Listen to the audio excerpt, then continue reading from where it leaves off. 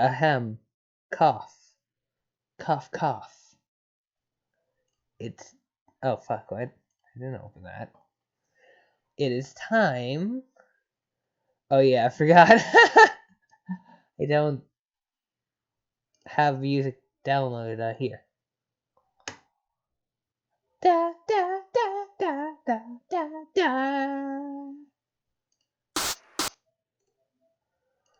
Na, na, na, na, na, na, na, na, na, na, na, na. Na, na, na, na, na, na, na. Alright. Now, we shall continue with... Oh my. It's Cat. Since that moody kid is busy flipping his bifurcated lid, we might as well take a moment to get to know this silly cat girl. Gosh, who is she? Enter name. Your name is Nepeta Lijan. You live in a cave that is also a hive, but still mostly just a cave. You like to engage in friendly role-playing, but not the dangerous kind. Never the dangerous kind. It's too dangerous. Too many of your good friends have gotten hurt that way. Your daily routine is dangerous enough as it is. You prowl the wilderness for great beasts, and stalk them and take them down with nothing but your sharp claws and teeth. You take them back to your cave and eat them, and from time to time, wear their pelts for fun. You like to paint wall comics using blood and soot and ash, depicting exciting tales from the hunt, and other goofy stories about you and your numerous pals. Your best pal of all is a little bossy, and people wonder why you even bother with him. But someone had to keep him pacified. If not you, then who? Everyone has an important job to do. Your troll tag is arsenic catnip, and your speech precedes itself with the face of Rosw, who is possibly the cutest and perhaps the bestest kitty you have ever seen. What will you do? Are the wall comics... Oh god, the wall comics are actually there. Let's see if we can make out any. No, it's really hard to make out and blurry. Fair though. Nepeta, retrieve claws from arms. You're always wearing your claw gloves. You never know when you might encounter some unsuspecting prey, or when some prey might encounter an unsuspecting you. On Alternia, everything is considered unsuspecting prey by everything else. Nepeta, scratch Lucis behind the ears. Yes. Good. She sure enjoys a good scratch. Pounce de Leon's the best kitty cats. You and she go on adventures together in search of the fountain of cute. Oh my god, no. Does that actually exist? You ride your sure-pawed mount into the rugged frontier. And sometimes she rides you when she gets tired, which is frequently. It sure will be sad when she dies, but who knows when or how that will happen. We might not even really have the time to find out.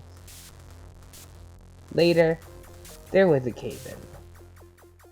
Fuck. Kind of reminds me of that one AU, like, there's an AU where Nepeta, like, went insane because her Lucis died, like, months before the game, and... Okay, honestly, I don't know why she didn't frickin' prototype her Lucis, actually. Yeah. It's not the best fan adventure in terms of, like, characters, like, keeping the characters in character, and, like, plot stuff. Not the best at that, but it's not bad either. Nepeta, examine computer. You saunter over to your drawing tablet computer. You use this to draw on a computer! It would be cool if this could somehow be adapted to serve in fetch modes after all. That would be so much more fun than the frustrating one you're using now. You wonder what this grumpy fellow wants. Probably something to do with that game. That seems to be all anybody's talking about lately. Nepeta, enter Carcat. Oh god, oh fuck. I do not have a drink available, actually. I should probably go get one. You broke so curious. Oh my... Oh god, oh fuck, that's how she types. That is how she types on a drawing tablet. Oh god, oh fuck. This little drawing's on the side. It's adorable. Very, very adorable. Is that a shoe? Oh god, it is. Hey! Alright, the PETA voice. God, it's like HD. I don't know what voice to give them. I did terrible in the first part for both of them. And now I'm gonna have to do them more. And I don't know what to do. And I'm dying inside, AC perks up curiously. She wiggles her rear end a bit and then chases something she sees bounce into one of Karkat's shoes. Karkat! Can't believe he has a thing this low! Karkat can't believe he's asking it on just a girl in a cave to join his team! Karkat mystifies an infinite befuddlement over the fact that you are presently the best remaining candidate for the red team! I mean, AC says I am, wondrously. Yes, and Karkat can't fucking believe that! Karkat thinks about that a bit, and his thoughts open, and puts a huge column of bricks like a fucking kung fu master! AC gathers up all the brick pieces and builds a cute little house and invites Karkat inside. Okay, good. It's good that you're talking about building, even if it's in the most inane possible context. You're going to be doing a lot of it. Fuck, I need drink. God. I return. Yes, that sounds fun. Okay, what do I do? Okay, briefing. Me, Serenity, Gamzee, and Tavros are all playing now. The connection order is AT, TC, GC, CG. We need someone to connect the Torador and get him in the game. I have Jade lined up for the red team because she is one of the few remaining sane ones left to play. Okay, the only sane one. But she didn't want to connect yet because of some mysterious bullshit, so I was like, whatever, what else is new? So I guess that leaves you. Serenity said she had you lined up to play back when she was a fake leader, so I said fine. So just connect the Tavros and later we'll worry about getting you in.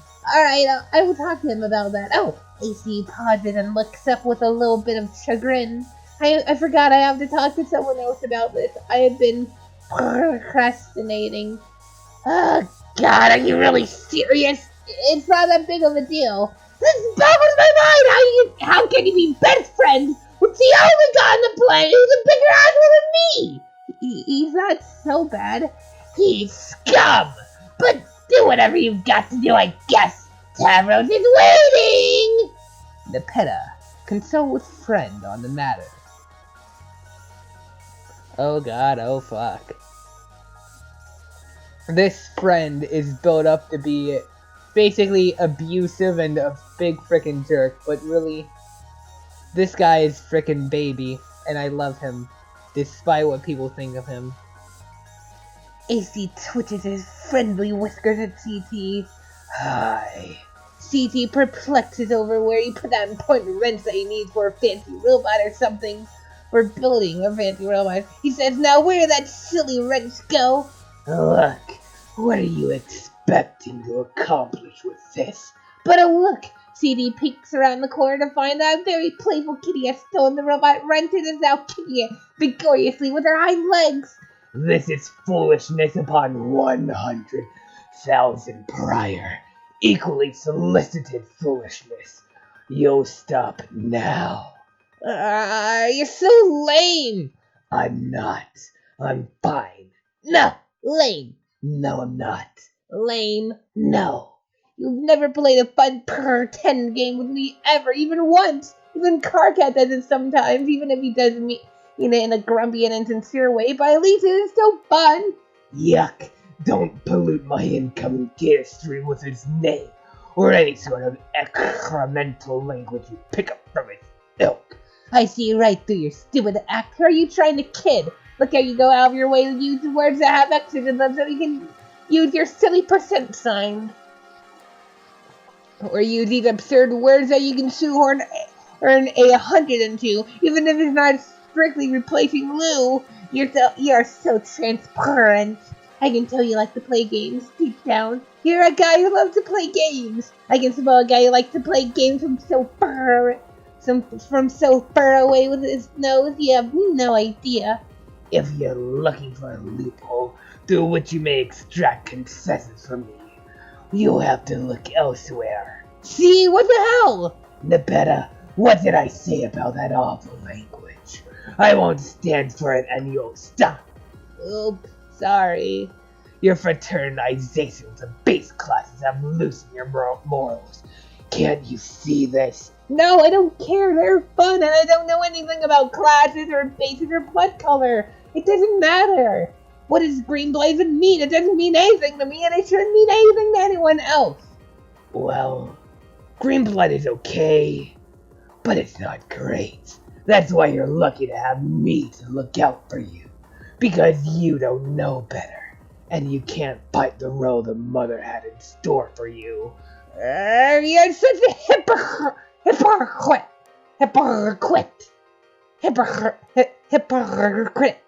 Fuck, that's hard to say. You pretend to be so high and mighty, but I know you're not, and you like games. Look at that same little bow and arrow you always type. It's always there. You never forget.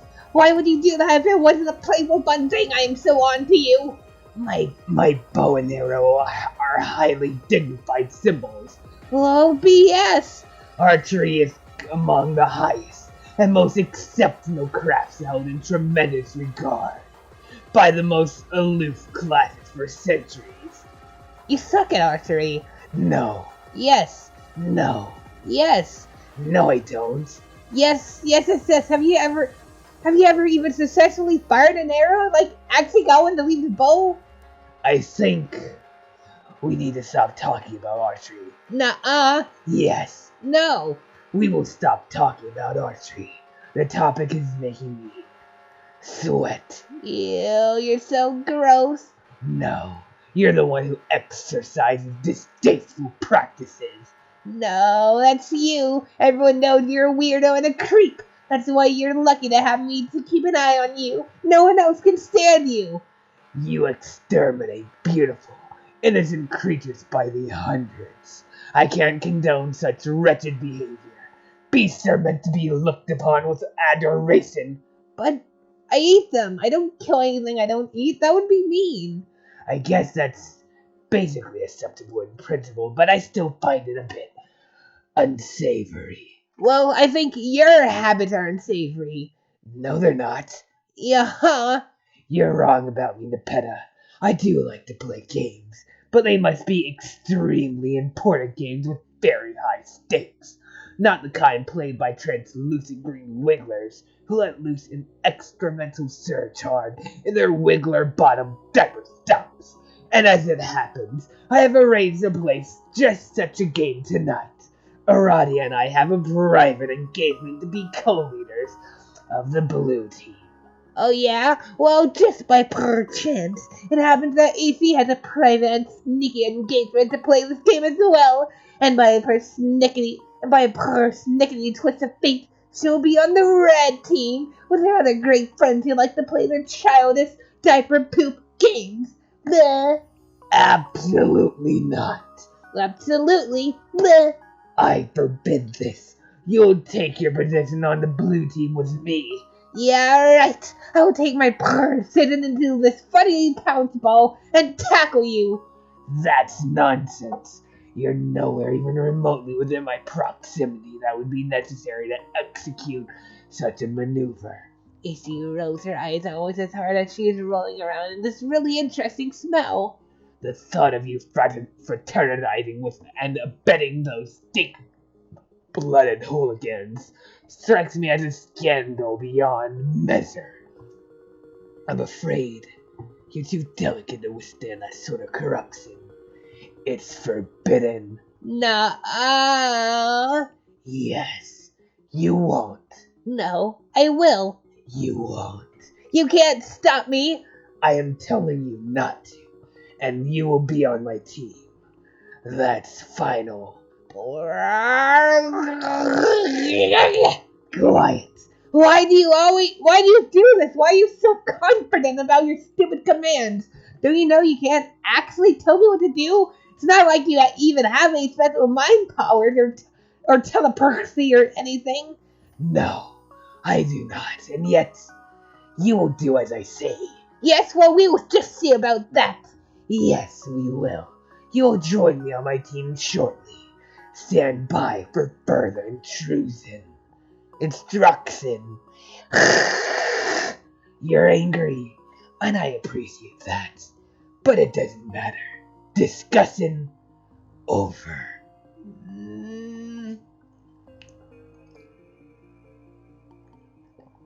Blah. Nepeta, give Tavros some bad news. Oh boy. Tavros' voice. I love doing Tavros' voice, honestly. AC curls up in Tavros' lap.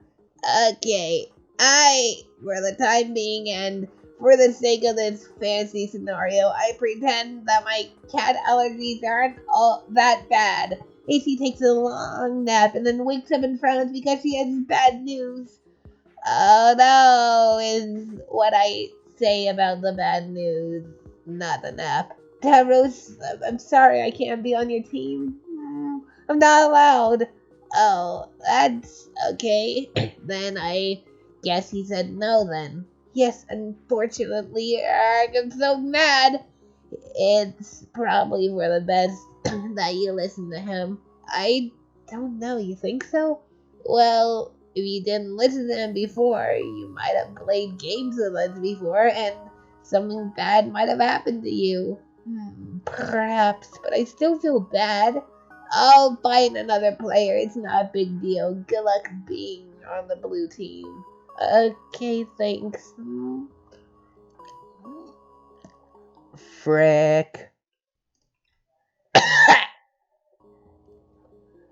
Alright, perhaps I still feel bad. Oh wait, no. I read that. Frick.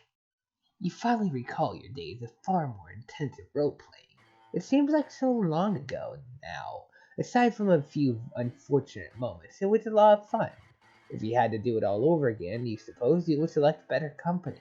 Maybe this game you are playing tonight will rekindle some of that excitement.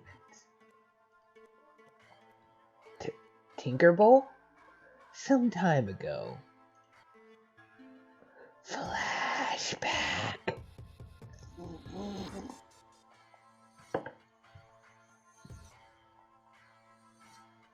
You stand in your room on a healthy pair of legs and in a plucky little outfit. You are a low-level boy Skylark, and you wield an inexpensive dagger lance, which is the closest thing to a jousting lance you can wield that's still compatible with your favorite class.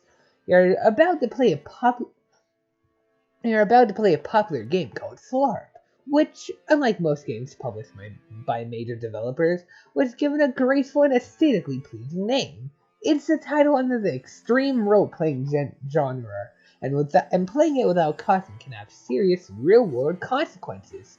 But that's what makes it fun. When you activate Flarp's Grub, the campaign program for tonight will begin. Team Charge will do routine scoring as usual. This is going to be great. The Flarp Grub? What? At least your room is freaking clean.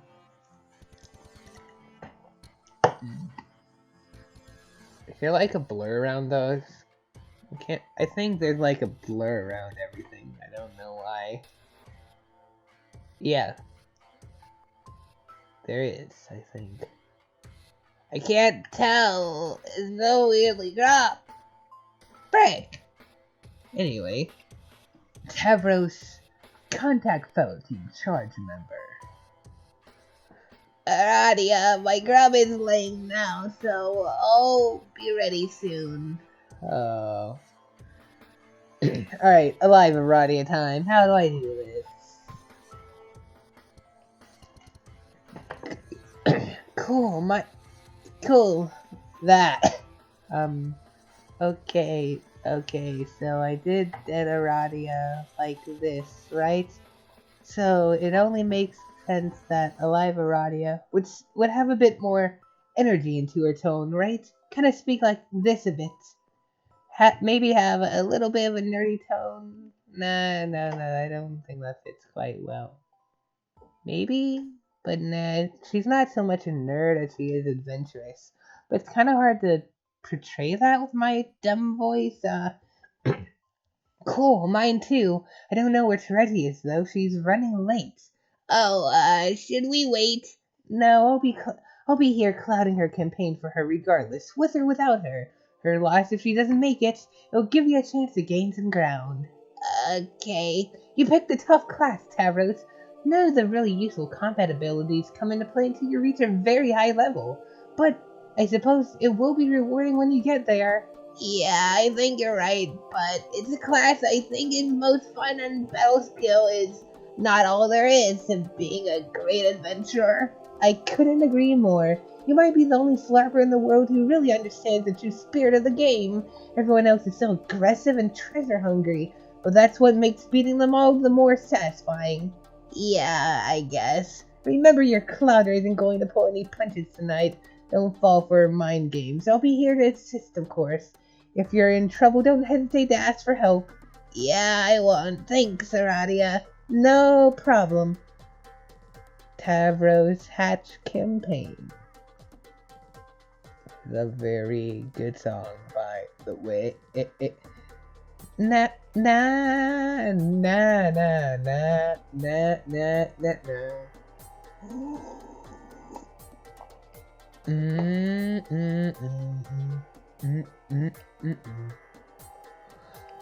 Your campaign's gaming flapstractions hatch out their eggs. These comprise all the data and procedures you will need for your adventure tonight. They disperse throughout the terrain surrounding your hive. They follow both pre-programmed and live instructions by your clouder, a member of Team Scourge, whose role is to provide you with a challenging scenario, where your teammate does the same for Scourge's other player. Tavros, go outside and begin adventure. No, don't do that, frick. Oh boy. Tavros, go outside and begin adventure. You take your starting position in the field. The game is afoot, and anything can happen now. It's up to you to consult your maps and work with your teammates to discover the objective of the quest, find treasure, and slay monsters. Your stat bat has bonded with you. This keeps track of every attribute for your character, including vitals. While these attributes in principle remain abstractions, due to the fact that this is extreme role-playing, they will always relate in some way to your real-life attributes as well. You've got to be careful out here. A little later. Oh god, oh fuck. Her.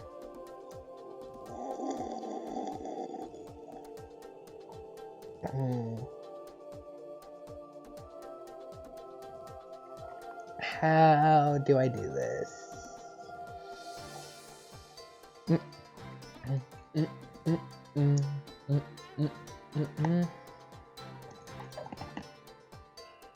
I guess that black is how much health they have. I don't know.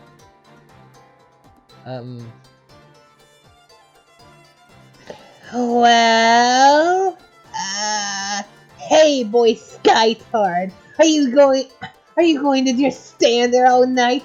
Make your move, make your move, make your move! I just think these monsters are too strong. Sorry, but they don't seem appropriate for this campaign. Weak, weaky, weaky, weak. Weaky, is that a real thing to say? Yes, your blatant excuse making is the weakiest lame that ever shit the coward bed. Roll your dice, make your move, advance or abscond. I can't abscond. There's no absconding place. But absconding is what you do best. I ain't meant to cause a scenario, yet you could squawk out of it a blazing trail of cluckbeef feathers. You cannot hope to beat Tavros Nitrum in an abscond off. He is simply the best there is.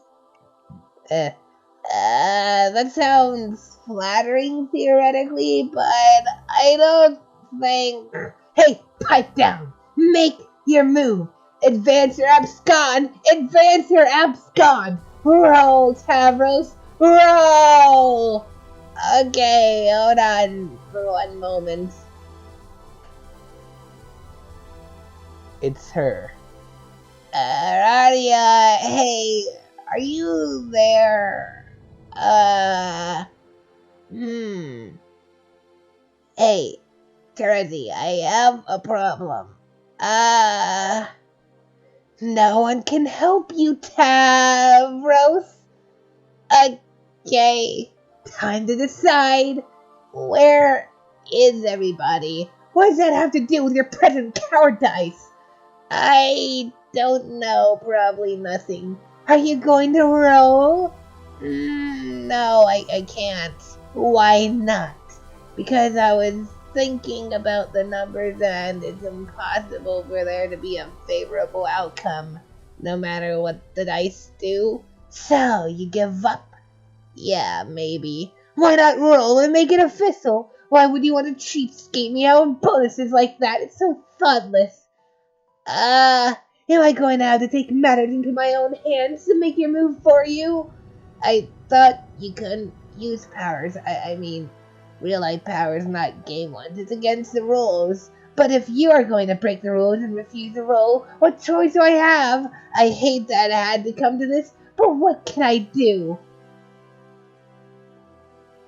Tavros, have I mentioned how cute you look in that plucky little outfit?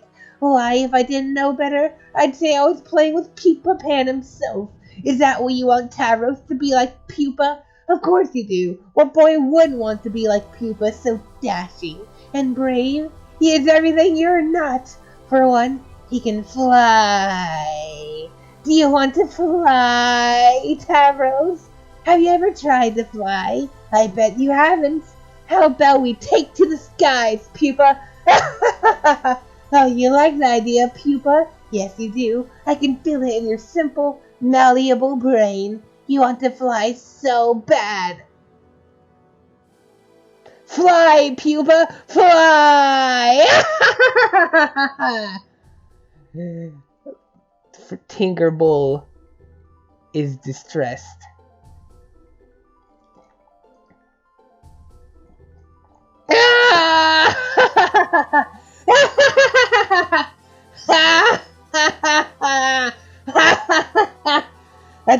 Adios, Toria, dumbass.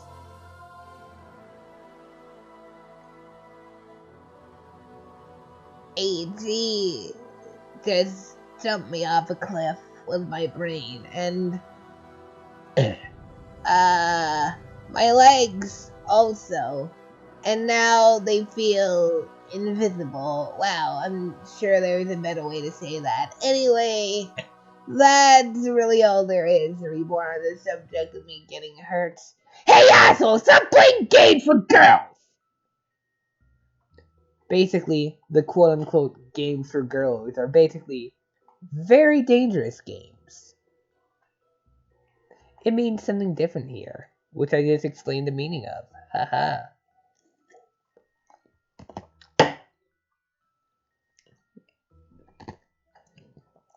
Back in the present. But not too far in the present. Right around this moment, was Carcat and the toilet during a conversation we have already read, which ended like this. Oh boy. Oh boy, you need to get with the program, Carcat. Have you talked to 44? 44 what? Apocalypse Arisen, sorry. No, of course not! Or TA, or AG, I guess, or C4, CA. Really, there's like this whole conspiracy about this, as I'm finding out. Well, why don't you just tell me so I don't have to talk to any of those double-talking assholes?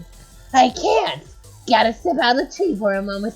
When I come back, I will enter the game. See ya! Psst. Hey, brave leader.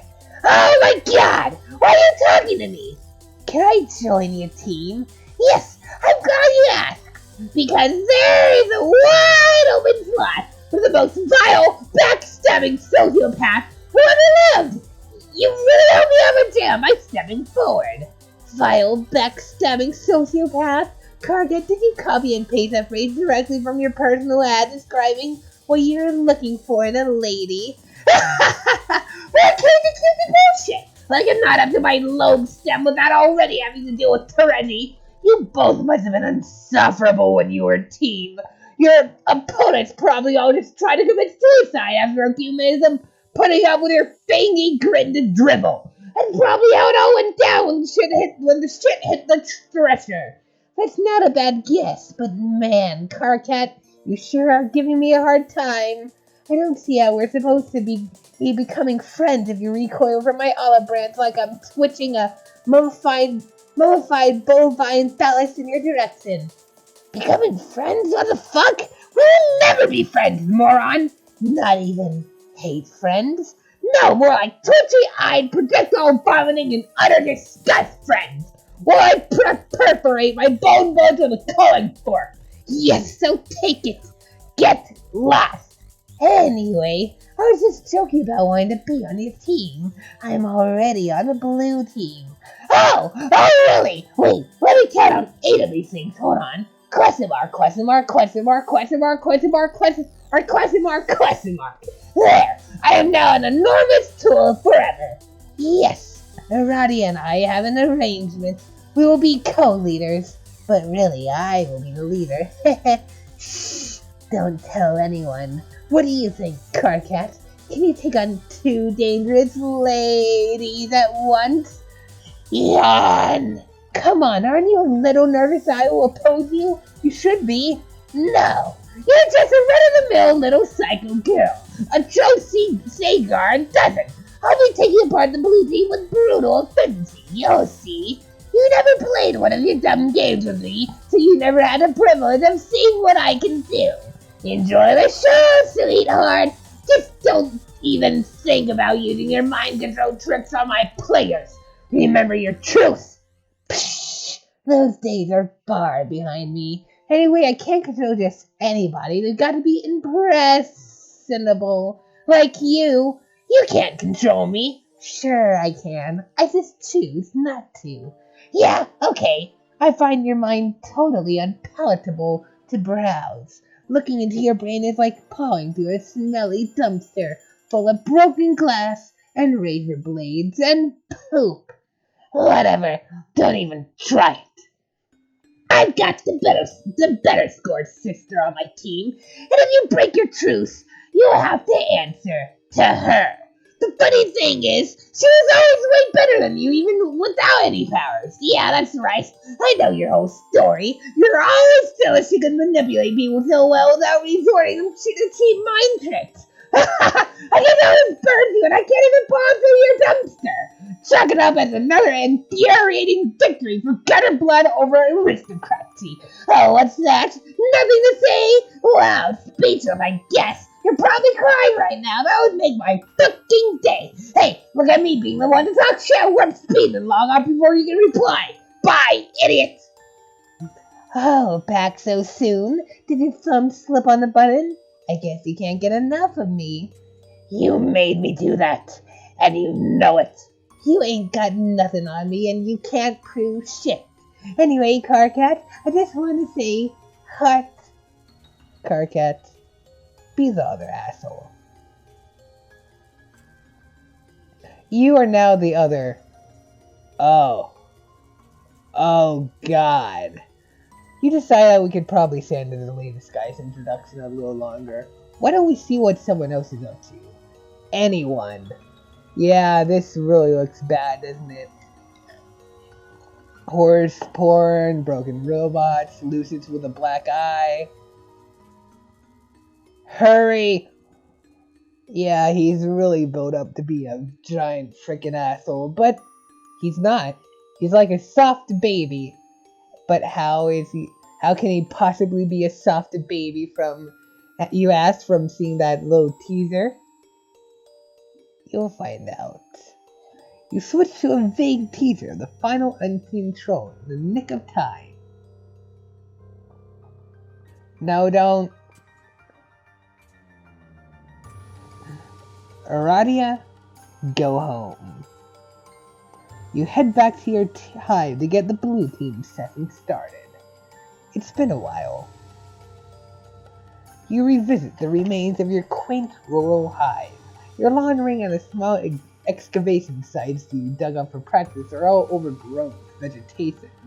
You haven't been here since the night of the accident. On that night, you found your calling.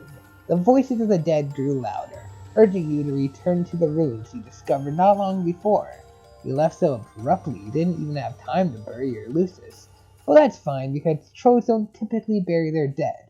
Leaving bodies to be consumed by wild animals is more customary.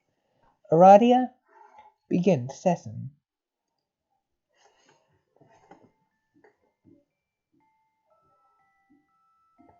You have an arrangement to begin the session as co-leader with one of the Blue Bloods. You understand this player intends to make a power grab and take sole possession of the leadership role. Such subterfuge is typical of their caste. But you're perfectly okay with this. It's one of the many things you're okay with. You allow your co-player to take the lead and enter the medium first. You understand that the leadership role is essentially meaningless aside from offering the distinction of being the first player to enter. You also understand that entering the game second was always your intention. Aradia, connect the server player.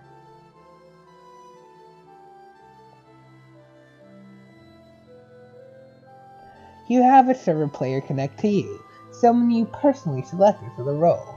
The devices required for entry are deployed. The kernel sprite awaits prototyping, but unlike all 11 other players, your dead Lucis is not available. You have to use something else. Aradia, Tier 1 prototype.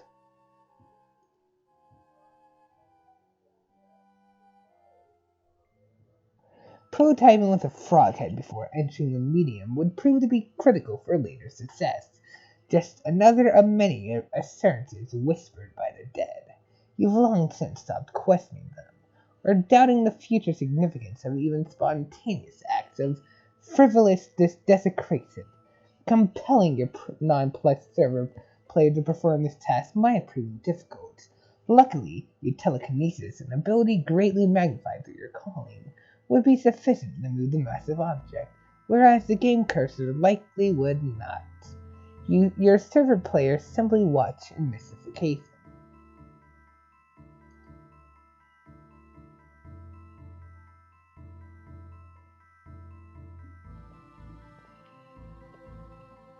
She really just had no idea what the hell was going on. Aradia, enter. You enter the medium, taking your place in the land of quartz and melody as the Maid of Time. Meanwhile, your client player has been exploring another world. The blue blood has a present for you. The present cannot be duplicated via alchemy at this stage of the game. It would cost too much grist, a detail which this player had not been aware of. The player would have to progress to the second gate of their own world, arrive through the gate above your hive, and deliver it in person. Facilitating this delivery was one of the reasons why it was important for you to enter second.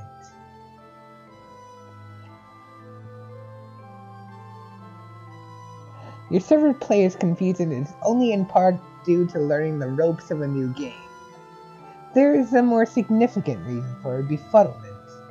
While she followed your advice and went through the simple notions of game setup, at no point were you visible on your monitor. She saw your damaged hive, she saw the alchemitor and other devices she deployed, she saw the strange computing device on the floor bearing the visage of a species she didn't recognize.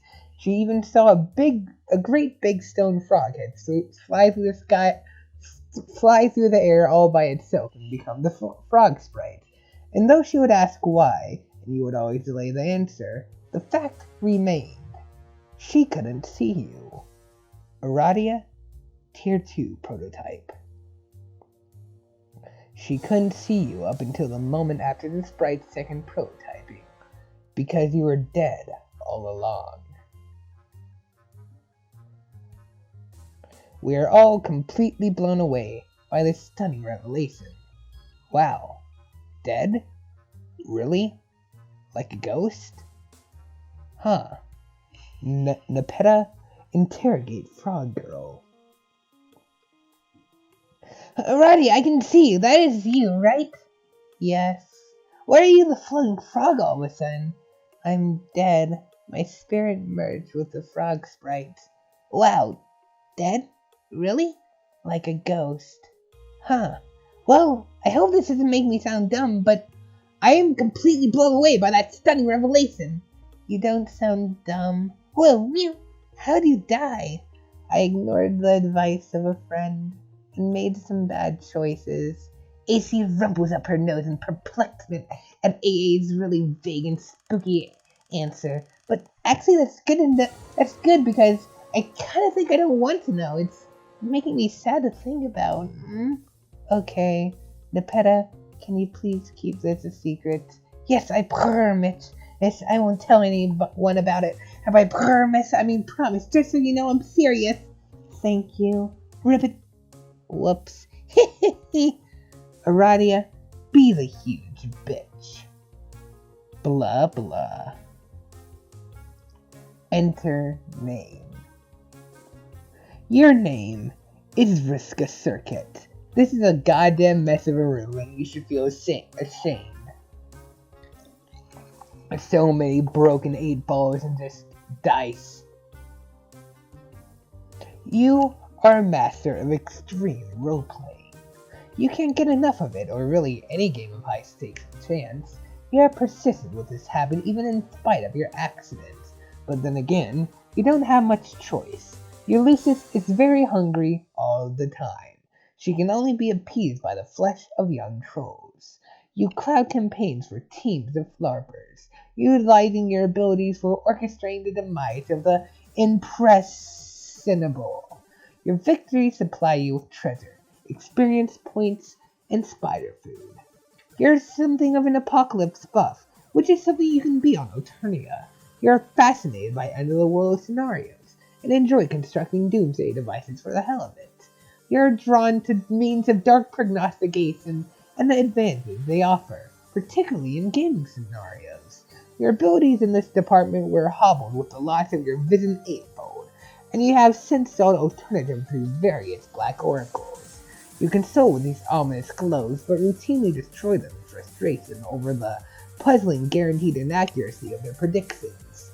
Breaking them has developed into a habit bordering on fetishistic, and with each you destroy, you add to an insurmountable stockpile of terrible luck. You have to stop. But addiction is a powerful thing. Is this gonna be 3 hours long too? Probably. Your Chotak is Arachnid's grip, and your statements tend to be just a little bit overdramatic. What will you do? Vriska, check out cool drawing on wall.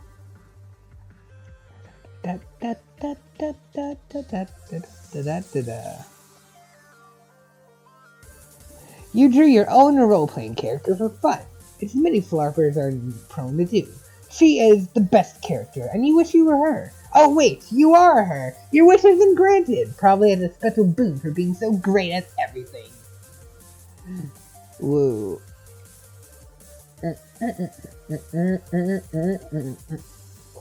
She is a good artist, though. Pretty close to the not too far from the MSPA style. Like, the only character who acts... there's only one character who draws the MSPA style better than her, and we haven't even met them yet. We won't meet them until, Act 6, Act 2? We won't probably meet them until then.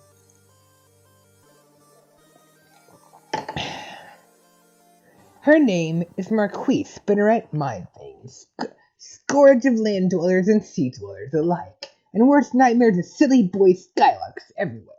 She has accumulated more treasure and gained more levels than any member of the Petticoat Seadrift class ever. She gained all the levels. All of them. Yeah! Vriska, proceed the computer. You have a lot to do. So many irons in the fire. Ow! Lousy dice. You just can't ever seem to go anywhere near height without stepping on an errant D4. Pointy little bastards. It's just your luck, you guess. You've had such terrible luck ever since your accident, and it just keeps getting worse. As far as you're concerned, the world can't end soon enough. As you were saying, so many irons in the fire, such a tangled web. It is a web full of flaming irons and mixed metaphors. Tonight is a big night. You have a lot of meddling to catch up on tonight. Bugging and fussing and meddling. Vriska, take dice. You equip your enchanted dice set, the fabled Fluorite Octet. It consists of 8d8 plundered from a ghost ship during a particularly challenging campaign. In ancient times, such weapons were employed by roving bands of gambligants, deadly marauders with a passion for chance. They all died off, though, took too many crazy risks. Rolling the dice will execute a wide range of highly unpredictable attacks. Very high rolls can be devastating to even the most powerful opponents. Of course, with the luck you've had lately, you couldn't make a good roll to save your life. Gotta do something about this awful luck. Gotta catch a break. When you get worked up about stuff, you put 8s in places that don't really make a lot of sense phonetically. Vriska, begin meddling. Time to get the show on the road. There are so many people to meddle with tonight. After you ditch an unwelcome solicitor first, that is. Didn't she realize how rude it is to meddle? You'll fuss with her meddling later. What now? Oh, fuck, yes! Oh, him. You thought he'd wash his hands of you. Strange timing that he's bugging you tonight after so long without a peep from him. Vriska, deal with this guy. Oh, the highlight actually has a green background. I thought it'd be blue or black or whatever, because if I go into here and use normal, reload, just plain white. That's why I have this on, so I don't have to do this every single time. Hello. Oh my god, why are you still talking to me? This is the last time we'll ever talk. Still sticking with the white text I see. So smooth and stylish. Forgot how much I loved highlighting it to read all the boring things you have to say. It's like a fun game for super extra handicapped retarded people. Like opening a present. Find out what obnoxious thing the mystery tool typed. What is it? A parting courtesy, I suppose. All the ways I've exploited you are meant to bring about the events that will take place this evening.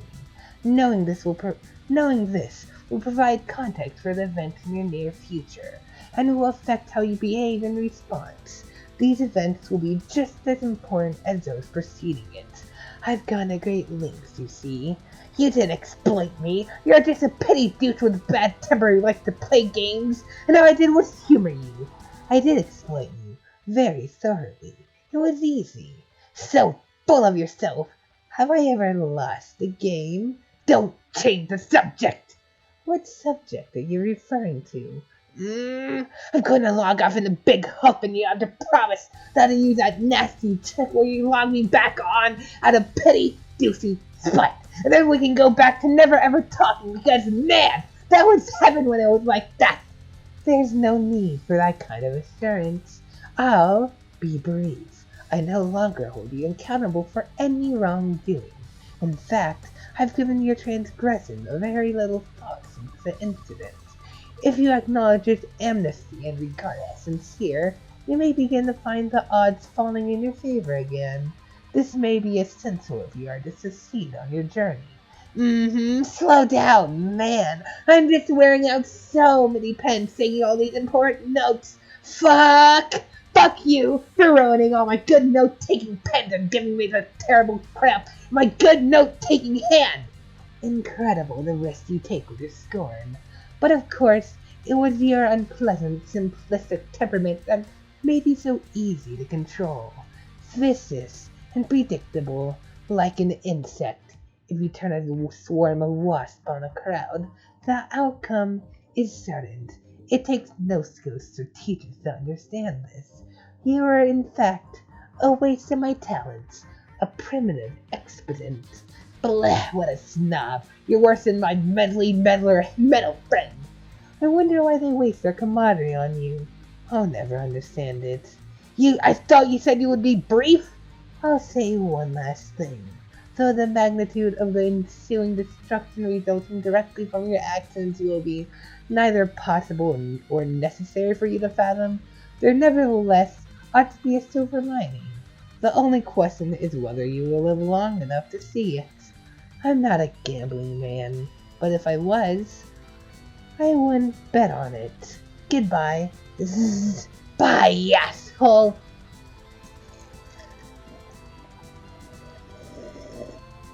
By the way, I fucking love this song.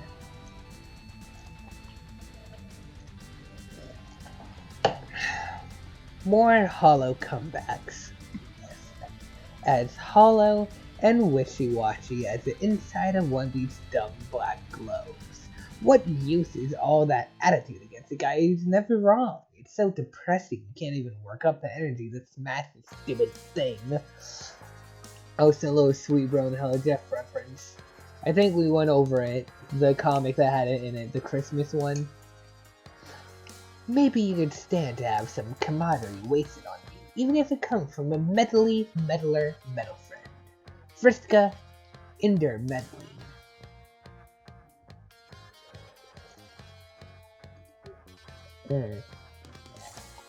What is this?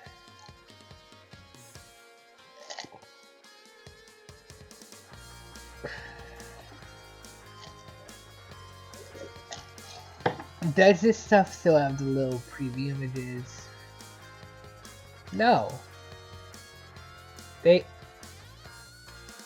fucked up the preview images with the... Are you kidding me? Oh fuck, there's only one person who supported it. Oh god, oh fuck.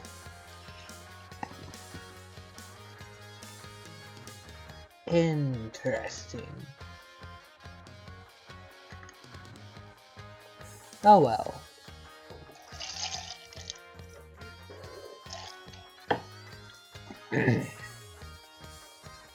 Oh god, oh fuck. Anyway.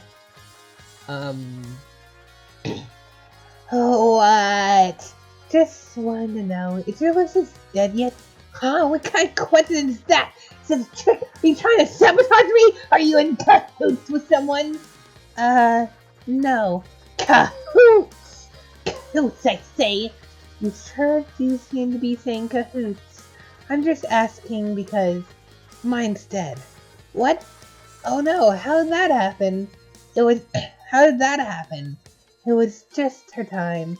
Really? Are you sure it wasn't sabotage? I would suspect sabotage if I was you. There was no plot or conspiracy or any trace of saboteurs operating through the special and magical union one can only describe as being in cahoots with another. When a virgin mother grub abdicates and renounces brooding, her time will be relatively short. I always knew this. She was so cool.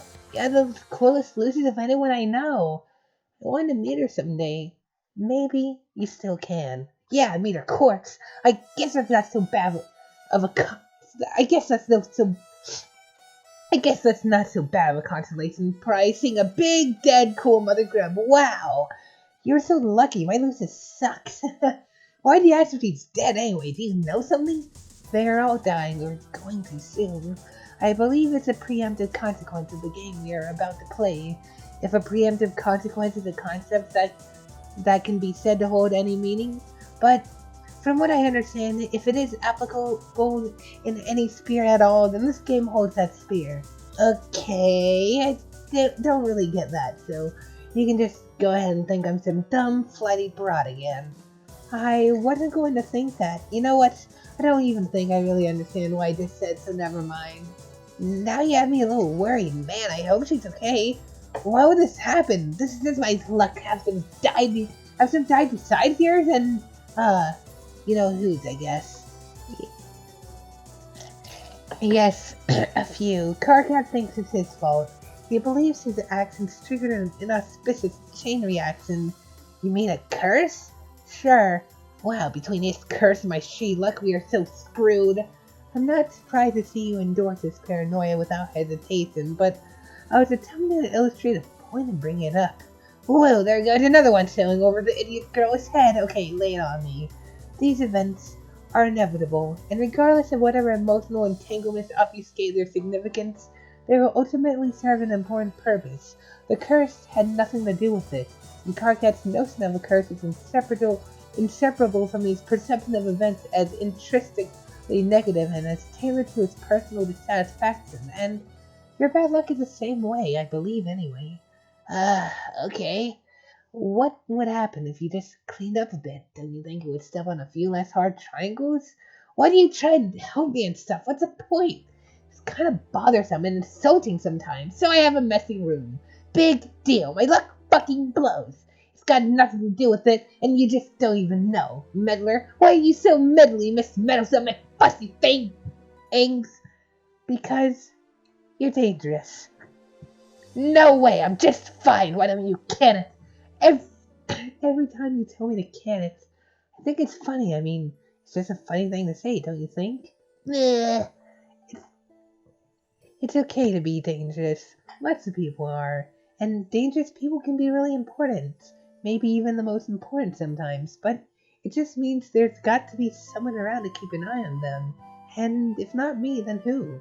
Everyone has an important job to do. Okay, so you're spying on me. Kinda creepy. Man, maybe you should get a life. Or, you know, if you're so high and mighty and think you're so great, maybe you could, oh, I don't know, try and stop me from doing bad things. That wouldn't work. If I tried to stop you, you would regard me as an enemy instead of merely as a nuisance. And what good would that do? So I'm afraid McFussy Fangs it must be. Okay, good. I'm going to go check on my Lucis now. But I'm starting to think you're full of shit, and I'm quite sure she will be quite fine. You're right. Anything can happen, I guess, but just so you know, I'm sorry for your loss in advance. Man, why didn't I get the last words off real quick like I usually do? Let you sneak up sticking little ninny equipment there. So mad. Lousy, stupid, goddamn supported friend. Friska, check on Lucis.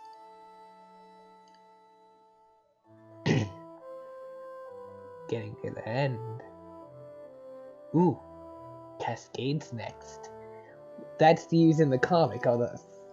Shut up, nerd. It's used in the...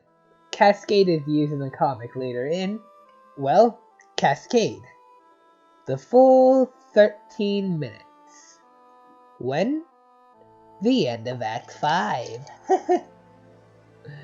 Won't be there for quite a while. After all, this is only the second episode of Part 2. And Cascade is at the very end of Part 2. Like, Adventure Map. There are 4 parts to Homestuck. This is Part 1. Well, no, this is Part 2. And Cascade is at the very end of it. But for now, you go down the like 50 million stairs to your nest below. Wonder if any other kid on the planet has such a high maintenance Lucis. You doubt it. One of the unseen trolls does, actually.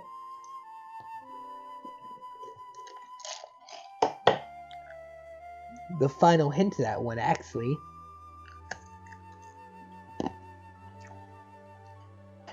You pass by one of your complete doomsday devices. You promise you built it for an especially powerful and influential member of the nautical aristocracy. In return for his collusion during your campaign, some guy you were in cahoots with. You guess none of it matters now, though. It was tough to build and isn't perfect yet. Luckily, one of your pals nearby is pretty handy with technology. He can be tapped for parts and favors frequently. You wonder if any other kid on the planet has as many irons in the fire as you. You doubt it?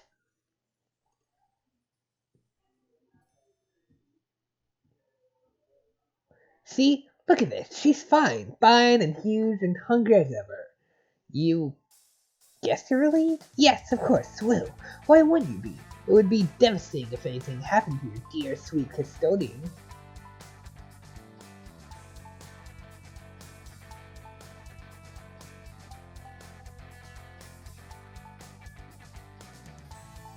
It's time for the horse guy. You guess there's no delaying this guy's introduction anymore, as long as we're in the neighborhood. I love being strong on the poster. And they fucking... This is fucked up. Really fucked up. Also, the inside of the... Fuck. Exoskeletons. Whatever. Bleh, it's her name. Your name is Equus. Haha. We're not reading all of this. I'm just kidding. I'm not gonna skip anything. You love being strong. You are so strong, you would surely be the class of the elite legion of rough annihilators. And while such a calling would be quite honorable, you would prefer to join the ranks of the Archeradicators, perhaps the most noble echelon of the Imperial force to have the offer. Fortunately, you suck at archery. You have not successfully fired a single arrow. Every time you try, you break the bow. You're simply too strong. You have broken so many bows that it's developed into a habit bordering on fetishistic. You have to stop. But addiction is a powerful thing. You have a great appreciation for the fine arts. You use your aristocratic connections to acquire priceless masterpieces. Painted in the oldest and most respected Alternian tradition of nude muscle beast portraits. These striking depictions of the exquisite fauna native to Alternia remind you of the purest physical ideal that must be sought by anyone who professes a love of streets. When those of lesser bloodlines turn up their uncultured noses at such stunning material, it makes you furious. Practically everything makes you furious. You have so much rage that it can only be expressed through staggering quantities of physical violence. You build strong and sturdy robots, set them in the kill mode, and beat the shit out of them in cage brawls. Sometimes you lose teeth, but they usually grow back. Your troll tag is Centaur's testicle, and with your bow and arrow ever at the ready, you take exception to lewd language unbefitting of blue bloods. What will you do?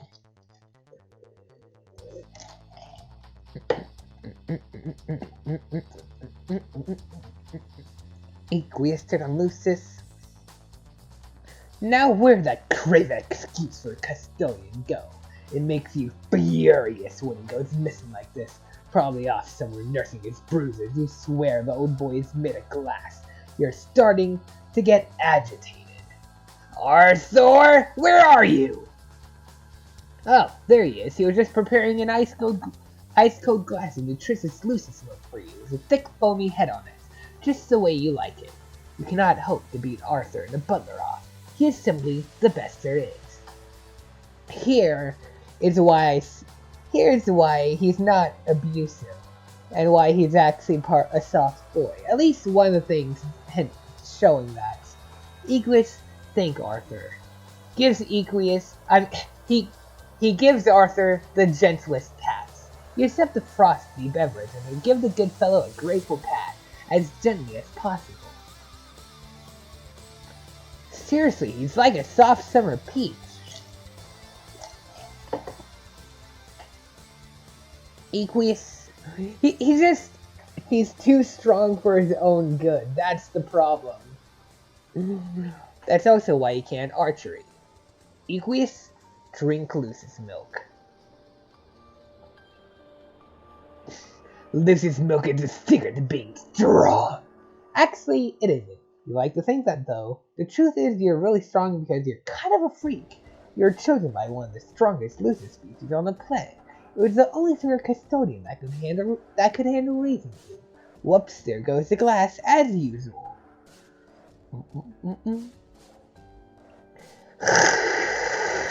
And as usual, it sends you into a rage. The spilt milk quickly evaporates. Got to do something to calm yourself down, let off some steam. Equius, equip a bow. You mean... Oh, equip. Equius, equip. Equip! You mean equip. A little archery practice ought to cool you off, but of course the piece of shit snaps off your twig the moment you pick it up. I can see the feel of the brittle wood giving way under the astonishing might of your Nangray starting to calm you down already. You give it to your 1.5 bowkind specimen, which is pretty much useless. You also keep a plain old bowkind specimen in the event that you are able to fire an arrow someday, because a boy can dream, right? But for more practical purposes, you keep a fistkind card on hand. You stow them all in your stripe portfolio. So remember the stripe portfolio? It still exists. It didn't stop existing or anything. Equius, answer. You proceed to have a conversation we read not all that long ago. It went mostly like this. Yes. No. Yes. No. Yes. No. Yes. No. Yes. No. Yes. No. Yes. No. But when all is said and done, you're quite sure you convinced your good friend to stay on the right team. Not the team full of degenerates with swill coursing through their veins. You're starting to get worked up again. Routine helps calm you down. Maybe you will talk to another friend. You talk to him every day for some reason, though it's not exactly right to call him a friend, since you despise him. Your relationship with the fellow is difficult to describe. It should be noted that in troll language, the word for friend is exactly the same as the word for enemy. Equius, talk to friend / enemy.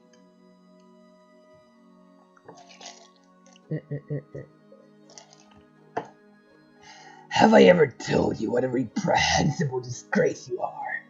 Haha, fuck yeah, Lee, every motherfucking day, bro. I'm not in a very good mood. There are a few things I'd like to get off my chest. Motherfucking spill it. Don't be all keeping that shit bottled up like a fucking all shaked bottle of Bigo. Shaked up on that. Fuck dog, I'm thirsty. I'm down to my last bottle and I don't fucking know if I can get any more in this motherfucking magic land, so I don't know. What you do appear to know is exactly how to maximize my livid contempt for you. With your revolting language and your sense of decorum, I such breathtaking odds with the richness and perfection of your blood. I just hate you so much. That's cool. I can't all be making not everybody happy all the time. If we ever met, I could bake you a fucking pie and we could chill and maybe we'd be better bros that way. And the degrees in which you pollute your precious blood with your bottled busy sugar and superific toxins. Maddening. You will stop. Wow, I will? How do you know that? No, you don't understand. It's not a prediction, it's an order. I command you to stop. Oh, alright, brother. You motherfucking got it. What? Are you serious? Yeah, I mean, you got to show some faith in your friends, because they're all the ones who are being to look out for you. So fucking you say I'm not doing this shit right, then what the motherfuck do I know? No, this is unacceptable. Okay, let's start over. I apologize. I was completely out of line, and I'm sorry. I have no right to talk to you like that or tell you what you can't do. No worries. It's not my place. Your habits notwithstanding, I am lesser than you. Inferior. Ha ha ha. Okay.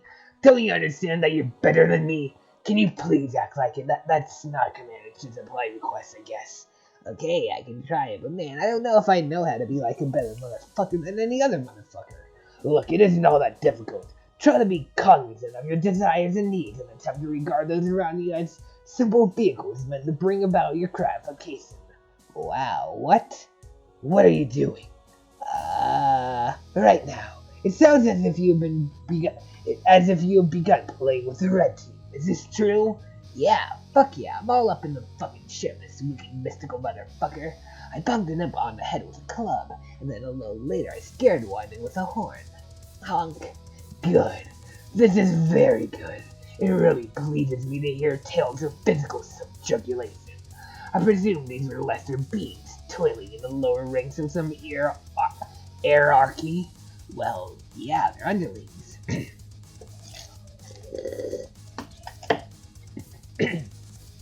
Well, yeah, they're underlings, and there's some subjugulation involved for fucking sure, but now we kinda settled down, and me and the Elves are sharing some pie. These motherfuckers are pretty dope, actually. I like them.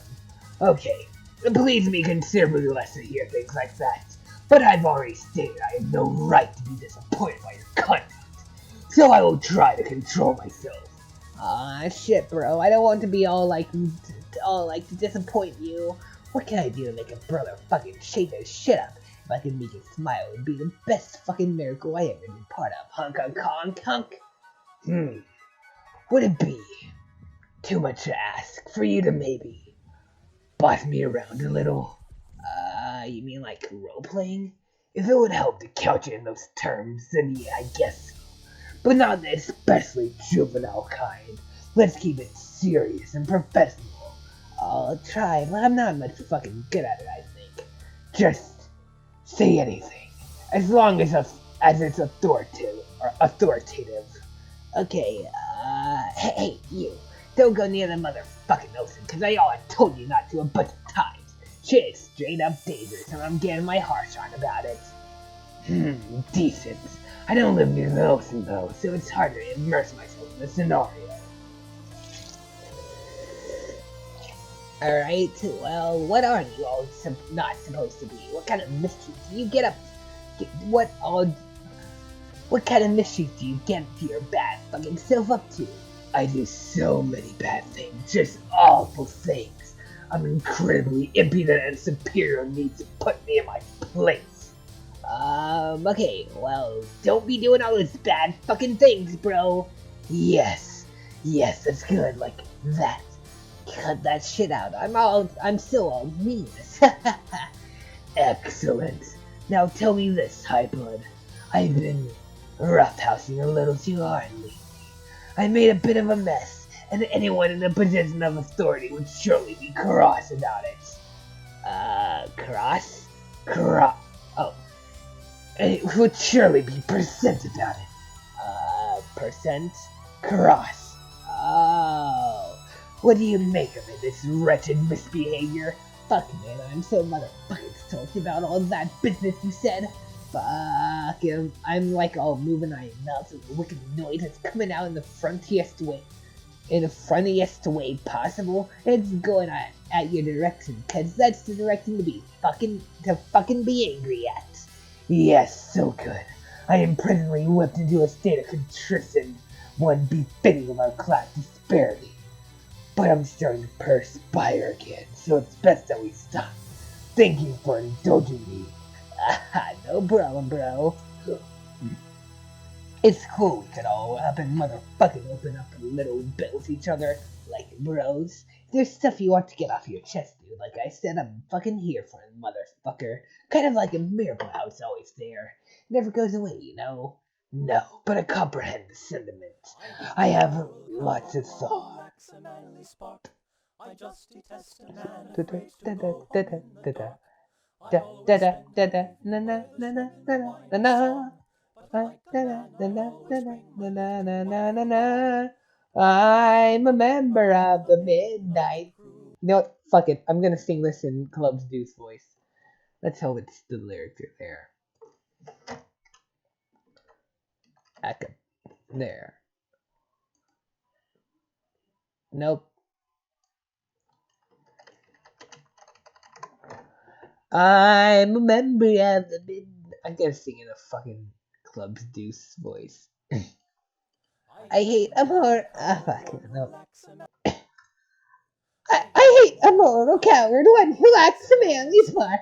I just detest a man afraid to go home in the dark. I spend my evenings with this woman, I a song, but like a man, I always bring my little wife along. I'm a member of the Midnight Crew. I'm a night owl and the white bird too. Home with the milk in the morning, singing the same old song. Rise with the moon, go to bed with the sun.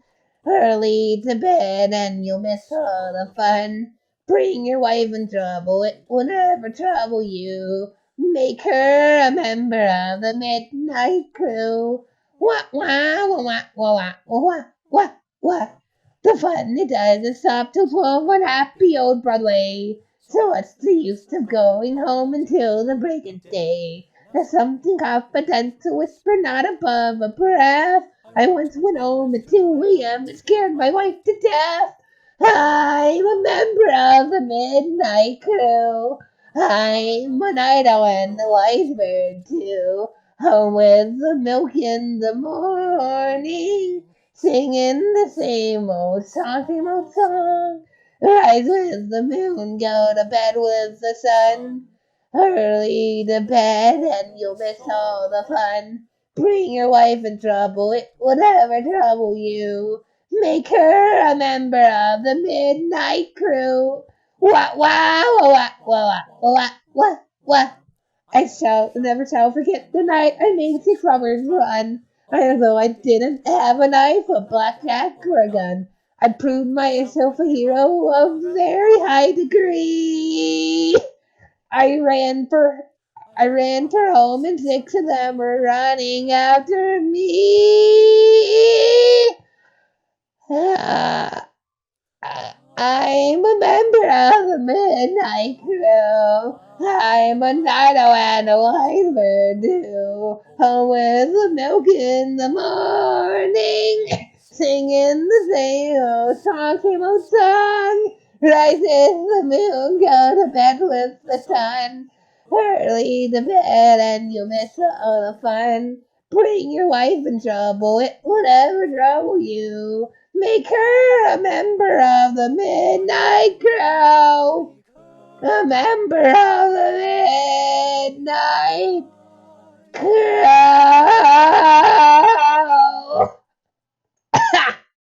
Fuck.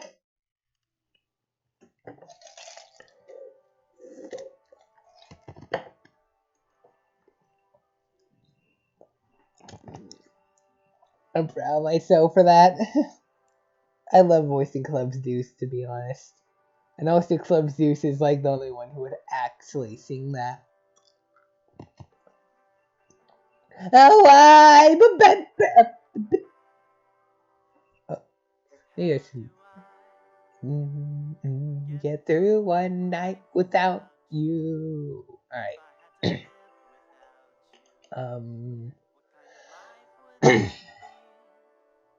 Where was I?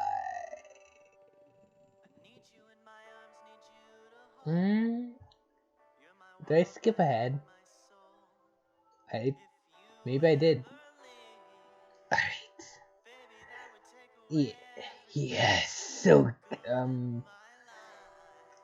so good. I'm presently whipped into a state of contrition. One befitting of our class disparity.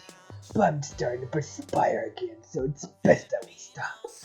Thank you for indulging me. No problem, bro.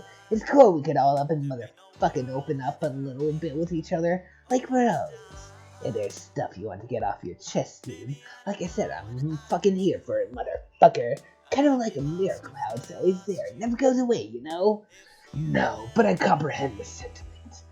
I have lots of thoughts, but they're difficult to communicate, if you listen. Sure, honk. Honestly, I'm confused by the social order. Man, me too. I don't know what a fucking color. What color is what? So I don't bother with thinking of that motherfucker. See, that's what I mean.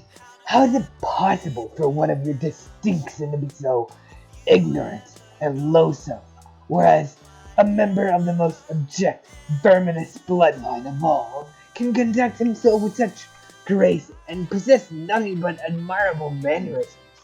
I find these striking juxtapositions perplexing, and I confess strangely intoxicating. I wonder if I had gone mad to form such a pact with her.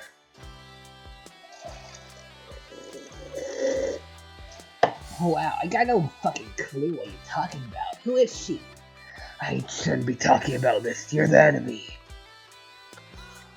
Friska, be in cahoots with Equius. Cahoots. We only have 100 pages to go. Fuck. There's just so much. Why do the troll episodes have to be so long? Like, okay, so here. Fuck, that's not the right thing. Fuck, that's closing out of you. Here. Like, okay. Oh, fuck. Oh, God, oh, fuck. Oh, no. My private reading material. Anyway, so, I get that this is ordered so, like, there can be exactly 64 doggy. Yeah, but I get this is ordered so there can be that exact 64 or whatever image.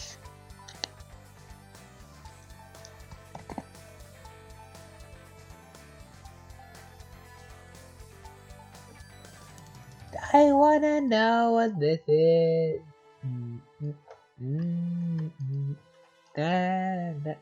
Oh, hush. That's what it is.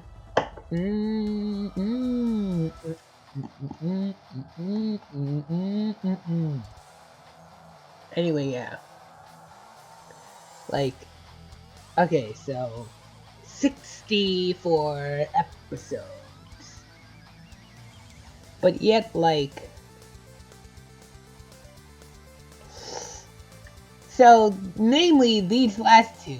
Act 4 is gonna have an episode of its own, but it could easily be combined with the previous. Like, it's only like, how long? Only about,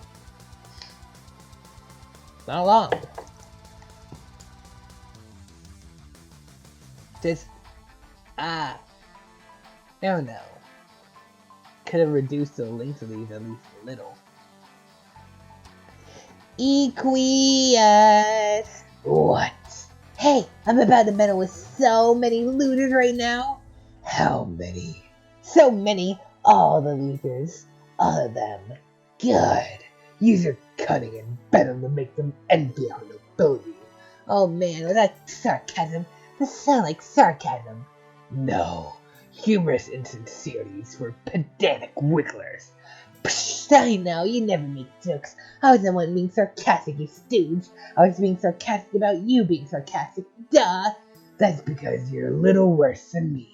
The fuck I am! Anyways, hey, did you finish Herodia's present yet? I'm about to fuss with her. I want to know if I can keep my promise or if you're gonna make a liar out of me. It's finished. I'll deliver it shortly. Great, thanks, buddy. I'll be waiting here for you. I'm happy to help, but I don't understand why you're intent on gratifying that worthless peasant. Because I promised I would, and it's none of your damn business, man. Quit your prying, all this fidgeting and poking and prying. Fine. Well, let's proceed with the plan in the current and professional manner. Agreed. So just to review, we will let Aradia perpetrate her cute little ploy on Solus and usurp his power.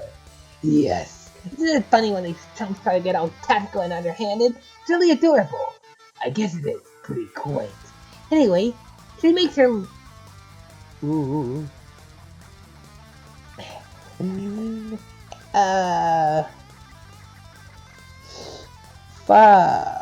Anyway, she makes her little power gate, and that's when we both step in and usurp her as co-leaders, right? That's the plan. Okay, good. So the best team will be led by the two highest bloods, the way it should be. Or at least the highest bloods who aren't shitty clown worshippers or underwater freaks. Sound good? Yes. We're in absolute agreement. Yes. Yes. Yes. Yes. Yes. Stop. Great. What a great team we are. Hey. You wouldn't be playing anything sneaky, would you? No, don't be absurd. Are you? What? How can you suggest such a thing, man? So insulting. Okay. Perfect. You have the perfect plan. No one is applying any sort of double crossing or backstabbery or anything like that. There are no double crossings on my sleeve. Also, I don't have any sleeves. I am as transparent as can be. And my word is my bond. I know. Don't worry, dude. I trust you completely. You know, I can feel you trying to read my mind. Bullshit! Probably just another one of your many daily rage aneurysms. Why don't you cool your jets and have a glass of gross muscle beast milk? Get out of my head, it's making me angry. Try to remember who built your arm for you. Oh god, don't you dare! Robo slap!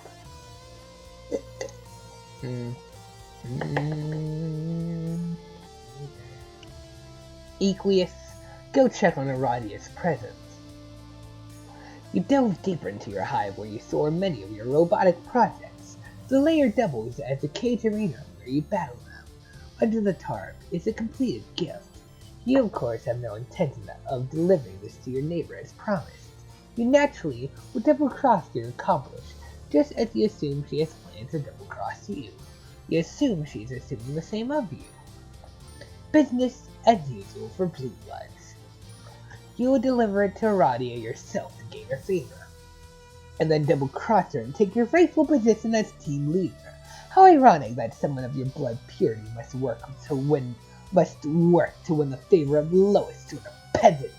Humiliating, strangely titillating even, but in the end, class order will be restored. Class order won't matter! Aqueous, remove tarp. You reveal her sparkling new chassis. You have paid a great deal of attention to quality and detail in this model. She is perfect. You don't know what to make of the feeling she stirs. For one like you to entertain thoughts of attraction for such genetic filth would be utter depravity. Exquisite, delectable depravity. Why, Aradia, it appears the red glass of your eye has caught the pink and green glint of the moons in their perigenes. The sweet poetry and almost makes a man forget how the grime that once filled your veins made his stomach turn. It is a good omen for illicit lovers. Could you imagine the scandal if anyone found out? No one must ever know. But worry not. Your heart will pump no more of that despicable red sludge. You have been given a new heart. You can be taught the ways of the class you were always meant for. No one is beyond redemption. Be grateful, dear Aradia. For the first time in your meaningless life, you have met a man with true compassion.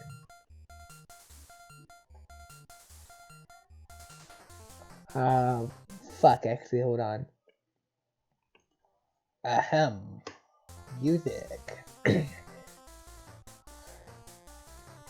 And just what do you think you're looking at? Keep your cold mechanical judgment to yourself, as if your own record is so spotless. Don't forget who made you. Oh, what's that? My, that smart mouth you have. That was the last straw. An example must be made of this insubordination. Example!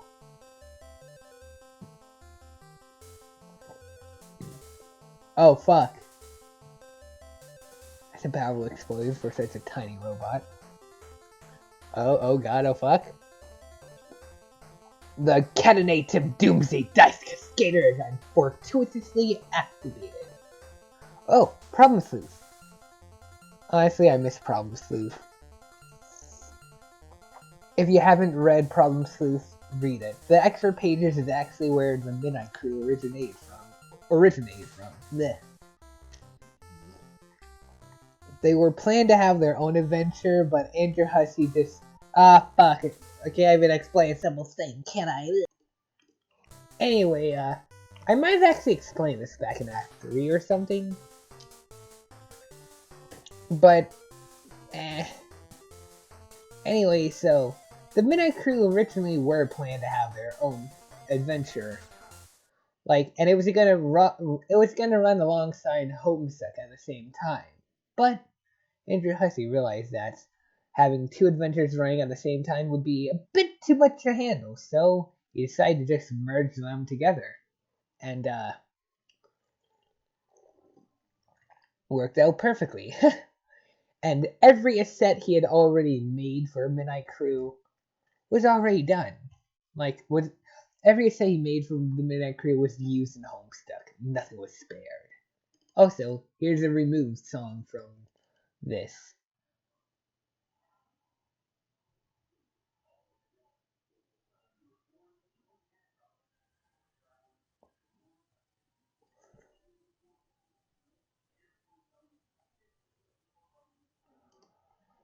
And there's actually sound there.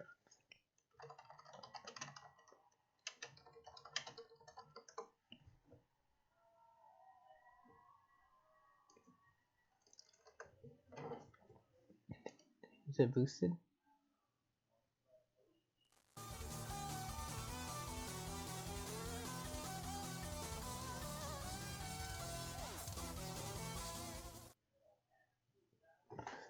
Yep.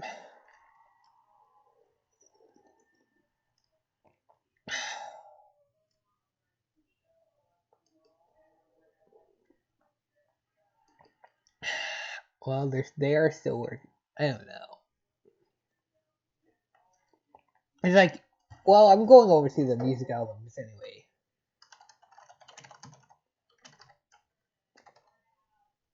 Here.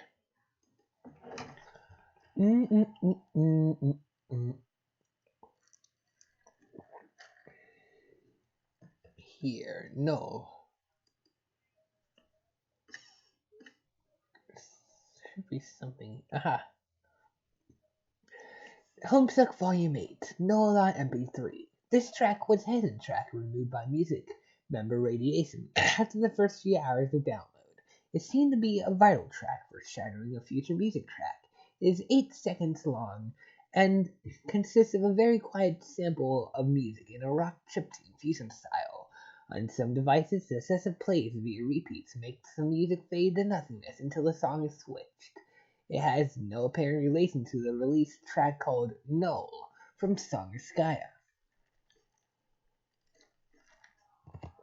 Anyway, next up we have Songerskaya. Really short too.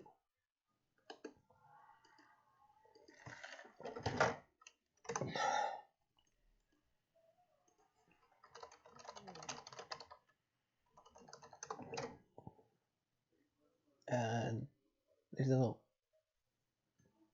playlist. You better have a playlist.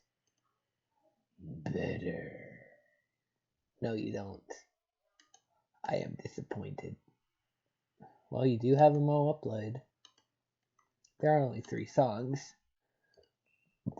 Then next up, Colors and Mayhem and more mayhem, I guess. Music time. Anyway, the lousy thing breaks. You seriously cannot believe how unbelievably shitty this doomsday device is. Snap.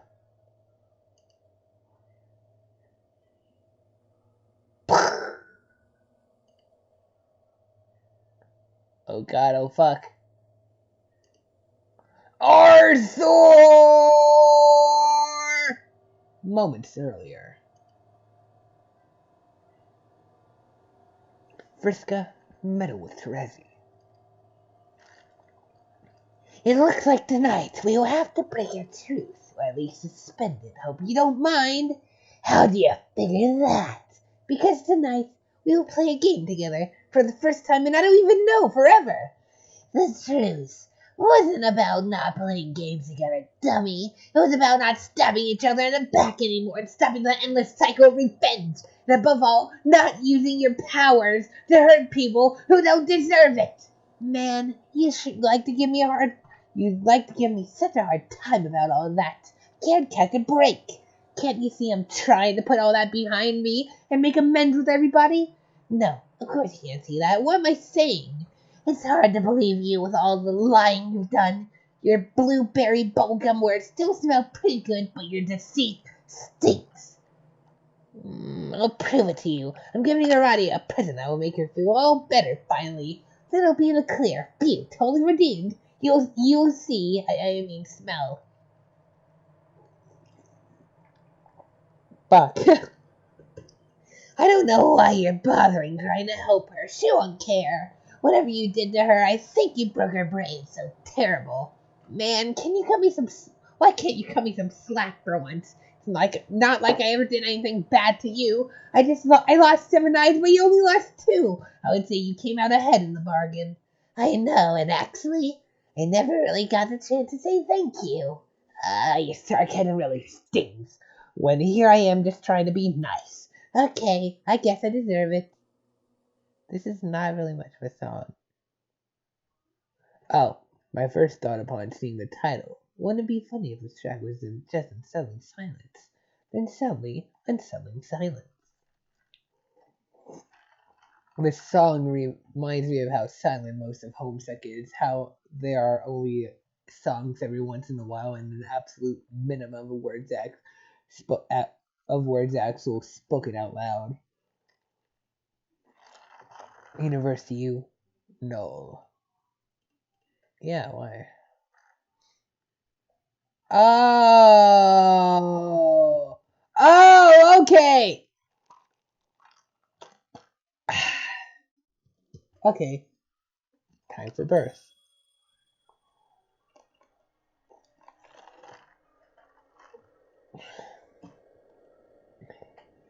Your sarcasm really stings when here I am just trying to be nice. Okay, I guess I deserve it. I'm serious, though, but I don't expect you to get that. Fine, be that way, but you shouldn't sit there and pretend we're so different. Remember Team Scourge, how convenient all that must be that forgotten? You're so nasty. Oh man, if you crossed the Resi Pyro, you were fucked. Yeah, if you were a bad guy, we're supposed to be like a vigilante doing suspending justice, and you can take the bad guys home and beat them to your stupid spider. But instead, you just fed her everybody and lied and lied and lied. Yeah, those were the days. I mean, days full of mistakes and regret. But it was still a lot of fun watching you dismantle huge teams of floppers with nothing but politics and head games without even using any special powers. Wow. Meh. Come on. What do I have to do here? I don't know. Well, if you want to know what I think, you should start changing your team, because even though you got all these high highfalutin morals and fancy reservations, you know as well as me that a killer is a killer is a killer. There ain't no changing your ways for good, and one day you're going to flail that silly little kid of yours and not find nothing to bump into, and fall face first into the shit again. And you're going to do something terrible to somebody and wish you could take it back, but you can't. And then you'll work hard to win back their trust, and you'll try and try and try, and you'll see how hard it is. You'll see. I doubt it. You'll see. I am whispering that, and it is echoing and ominous. You'll see. You'll see. Oh, will you get it, second?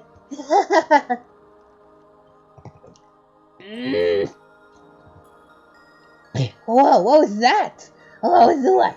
There's a loud noise outside my head. It sounds like an explosion. Wow, really? And then another one, and now something that sounds like an avalanche. Well, if I had to guess, I would say it was probably 2 explosions and then an avalanche. That dumbass is probably punching robots again. I'll go outside and look. Okay, try not to be burned or crushed to death or anything. That would be awful. You got it. Boom.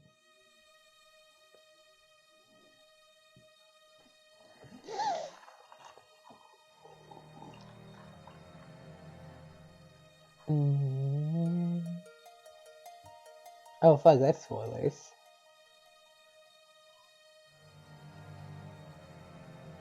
Oh god, what? What the fuck? Oh hey, that person. I know this person.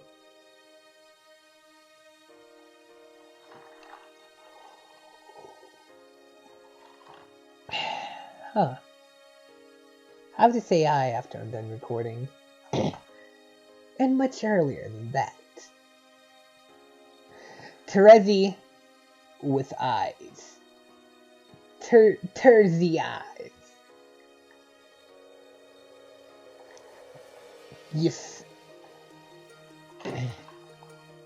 How is he? Okay, can't walk though, probably never. Okay, can't walk though, probably never will. Maybe he could be fixed. What the fuck? Cough, cough. I could be called at any minute. Where was I? Maybe he could be fixed with some robo-prosthetics if you didn't mind getting help from... No, neither he or I should have ever had anything to do with those hateful snobs.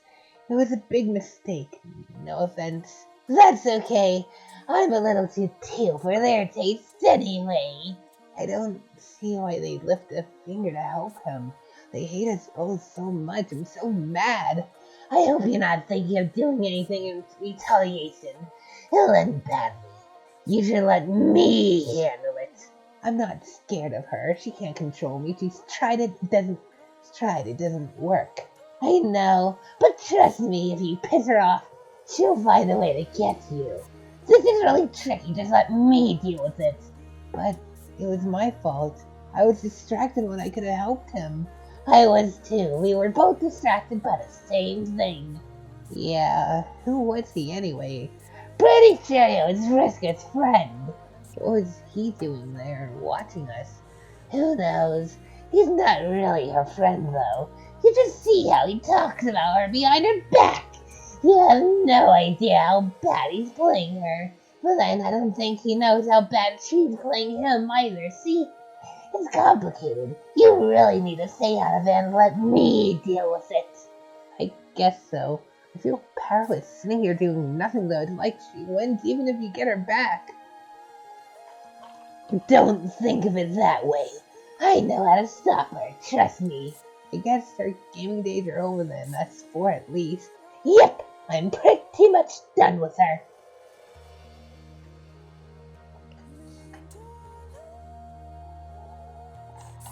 It's probably best you listen to the advice of your friend.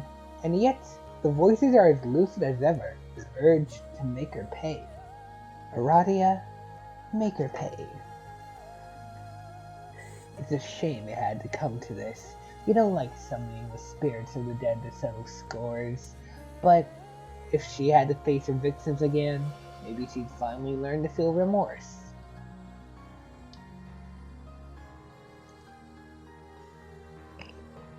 Vriska, answer white text guy. Well, what? I am surrounded by ghosts and kind of freaking out about it. I know. I'm asking what you intend to do about it. I don't know. I guess I will just curl into a little ball and cry and hope they go away. Is that what you want to hear, you sick fuck? Aren't you going to kill her? Who? Your friend. The one who summoned the spirits. Will that make them go away? Doesn't matter. She brought them here to torment you. This obviously warrants revenge. You know you're going to anyway. You won't be able to help yourself. I don't have to do shit.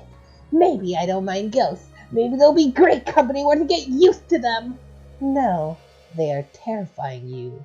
There's only one thing to do. Okay, so why don't you kill her? Be my guest! Wow, thanks for offering. What a pal! That's not how I work.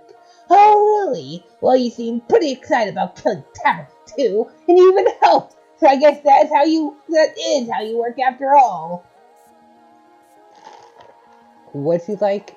Was Doc Scratch actually like...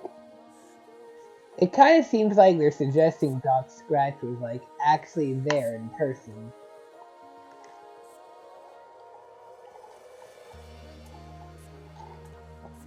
I don't know. Not really. All I did was stand somewhere for a few minutes. I just gave you an opportunity to do something you wanted to do anyway. You hated him, remember? I know I did. I still do, I guess. I don't know, but I was never gonna kill these people. They were like off limits. I guess these games were just supposed to be fun and so serve no other purpose. They were serving a very important purpose. Yeah, okay, you getting off on talking a girl into killing her buddy sure is important, loser. Again, I didn't talk you into anything. nor am I doing so now. You were, and are, going to do this regardless. I only ever place myself into positions of tangential involvement with events that will bring about my employer's entry into this universe. I oversee the events as they take place, and ever so slightly nudge them into motion when necessary. I'm beginning to think you really believe that. So delusional. You're just a pathetic, lonely gamer who buys into his own character profile BS. The omniscient have no need for beliefs and no room for delusion. You're the dumbest omniscient person I've ever met. Sure, you know a lot, but I know for a fact there's stuff you don't know. That's true, but the gaps in my knowledge exist by design. They are the pillars of shadow on which my comprehensive vision is built. Necessary pockets of void, meant to effectuate outcomes I've foreseen, and which will require my influence. Each dark pocket, in time, will be filled. But I wonder why I waste this nuance on you. Because you need to add more blatant lies to patch up all the holes in your sad cover story.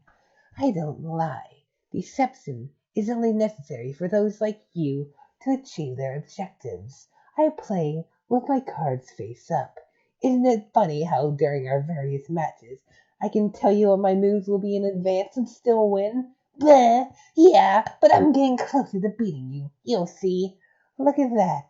The short amount of time I reserved for arguing with a child has expired. I will go.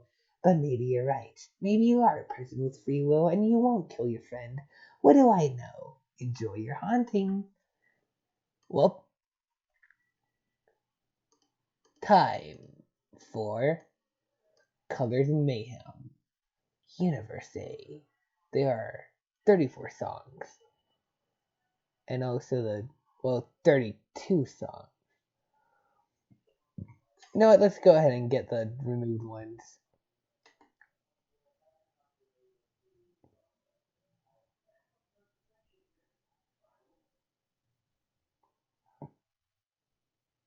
Sure.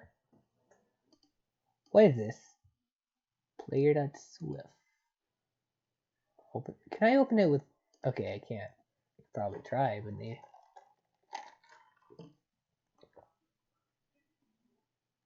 Simulator.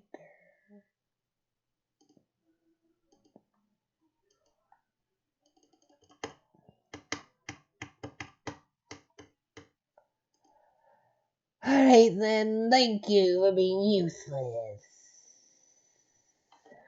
I think this actually tells you what the exact songs are. I don't care.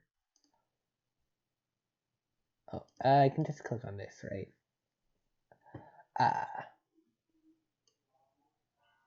Alright.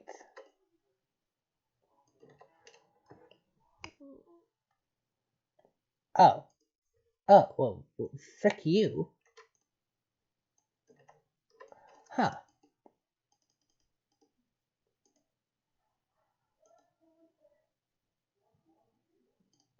Okay, fine.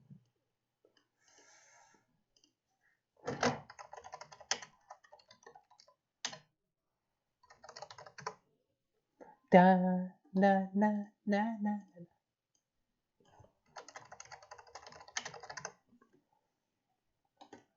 Just because I wanted to hear what these sound like for them, really. Oh. When did this get open?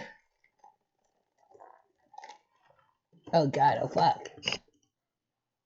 Anyway.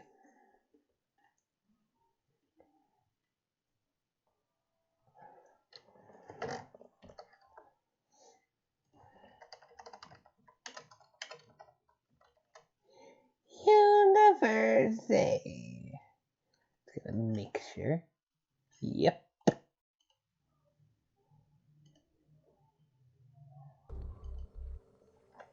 Friska, make her pay.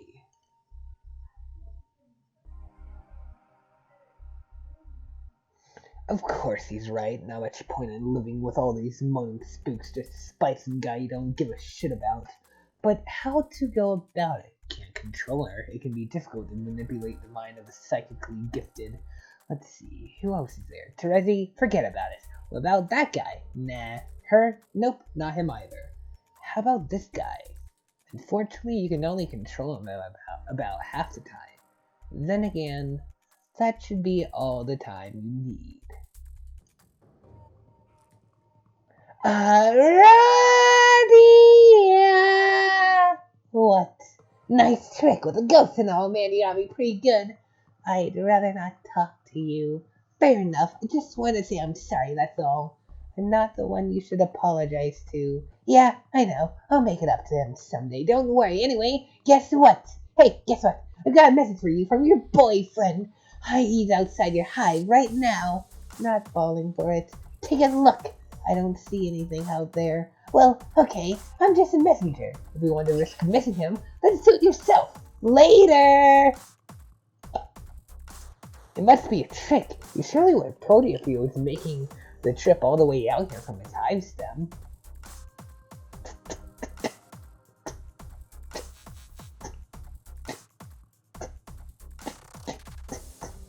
Solix?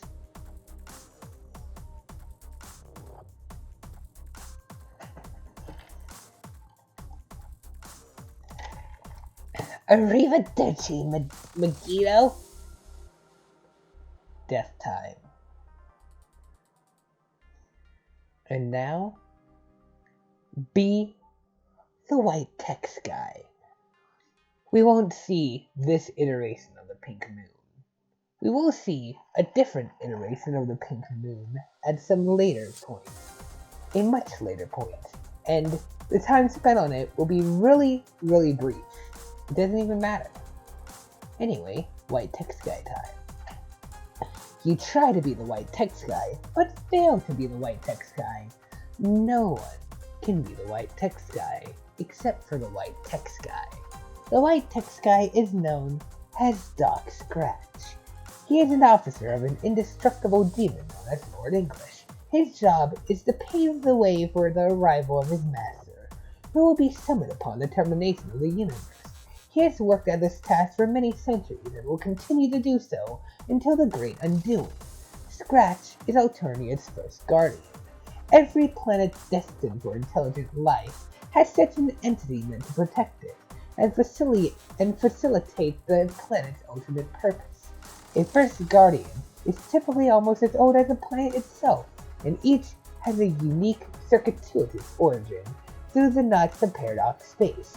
They can be born into a great diversity of forms, though they all share a common, especially potent genetic sequence.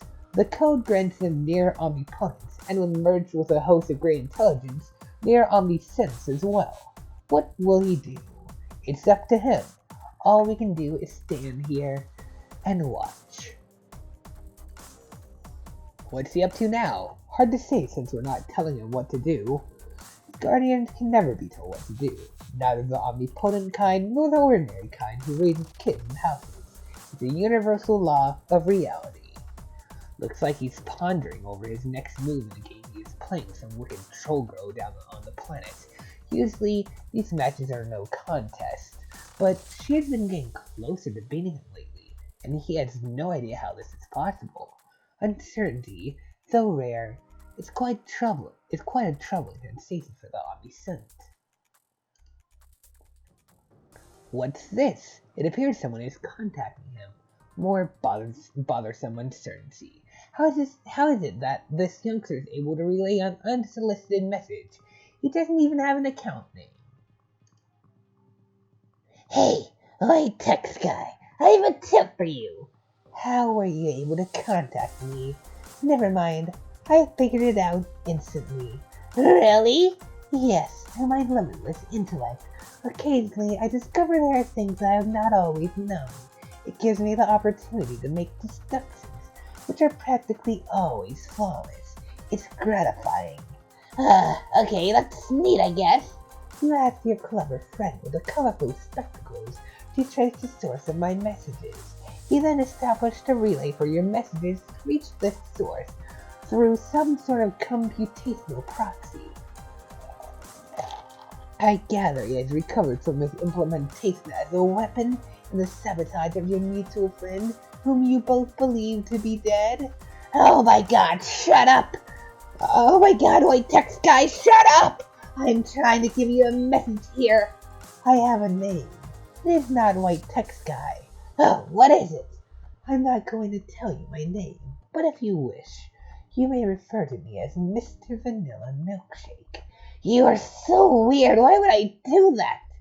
It is perfectly in keeping with a habit which you will develop in the future. I doubt it. Why? Sounds kind of silly and frivolous. Blair, why you keep derailing me? You're right, Solix is working with me and we have important business for you to consider. Wait, you said we believe our friend is dead, is she not?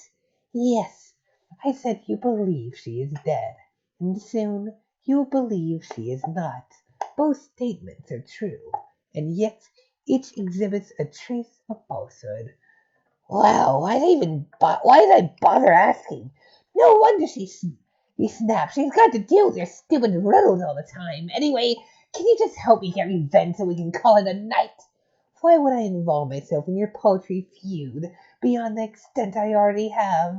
I feel the need to exert such influence has come to an end. Because you'll want to, when you hear what I have to say. I doubt it. Haven't you wondered how she can come close to beating you in games lately? Honestly, I'm surprised you haven't deduced it yet with your shiny white super brain. It's disturbing, but sometimes that's the nature of these hollows in my perception. It feels a bit like dark water sloshing around the cavity of my head. What do you know of this? She's cheating. She always cheats if she can find a way. Lately, she's used the same advantage she uses against me when we play games. But she told me about it. She tells me lots of stuff like that, probably to rub it in my face. But she never is telling you. What advantage is this? Hold on, I have to talk to your partner in crime for a second. I thought you were hers. Bleh. Terezi, orchestrate demise of the wicked. She went too far this time, and she knows it. She's got to pay. Justice is long overdue. The only sad part is how easy it's going to be. It would take no skilled manipulator to orchestrate her downfall. She's a waste of your talents. Terezi, contact partner in crime. Hey, Vriska, anything to say? No. About what? About killing her after you said you wouldn't. Oh, that? I thought we were done talking about it. You can clear I messed up and I'm completely horrible in every way. I can only feel so awful, you know. Here, I'm banging my head against the desk now. Bang, bang, bang. Are you happy? Not really. What do you want from me? I'm not sure. I guess I'm looking for some reason to change my mind. I don't know what you can say that'll do it, or I hope there's something, though. You should lighten up a bit. Oh, fuck. What? Boop.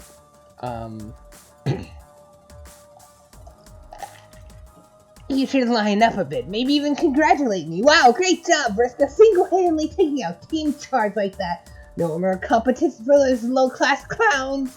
Nah, that wasn't it. Okay, well, change your mind about what? What are you going to do, Pyro? I was probably just going to kill you. You mean from your tree with all your amazing powers? Tell me, what sort of powers do tree girls have? Swinging from vines and stuff? My tree doesn't have vines. Sometimes I let other people swing from ropes, though. Yeah, anyway, you'll be dead in a couple minutes. Yeah, right. Complete and total muscle beast shit. If you don't believe me, why don't you consult your little advantage? It seems to have all the answers. I don't need to do that to know you're bluffing. Yeah, but you know you're gonna anyway. Addiction is a powerful thing. See ya! Vriska, consult little advantage. She can't be serious. What could possibly lead to your demise in a matter of minutes? What could it possibly be? You consult with your magic cue ball, an extremely rare treasure you recently plundered from an ancient crypt. had won a maid rumored to be hidden across the globe. Each at one time belonged to the strange and powerful man fabled to live on the Green Moon, but have since managed to escape his vision. It is said to make predictions with alarming precision and specificity. Unfortunately, it lacks a portal on its surface that allows you to view the prediction. Sounds pretty familiar, doesn't it?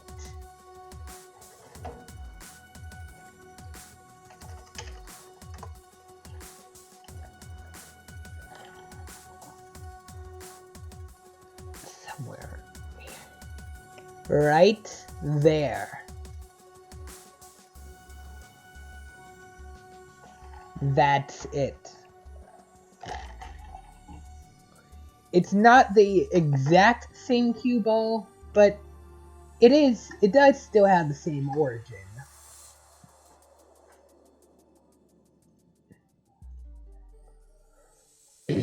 So, who could say for sure whether its predictions were accurate? It would require someone with X-ray vision, or just maybe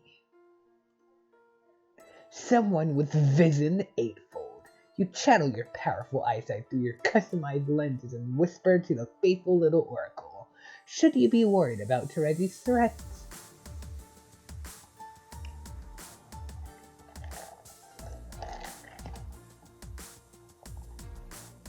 Yes. Terezi, inform Mr. Vanilla Milkshake about his missing orb. She has what? Okay, little ball, fine. If you're so smart, then answer this. How is it going to happen? How? I will explode in your face. Wait, there's little crackles on this page. I want to see how far this goes. Oh, that's it. Boom! In the aftermath of more recent misfortune,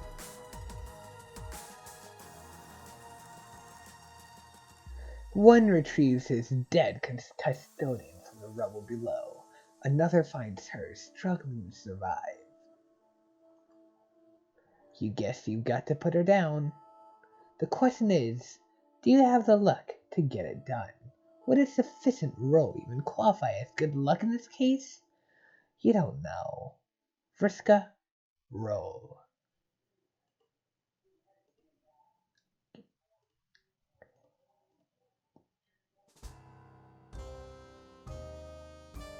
Maybe the dead girl is onto something.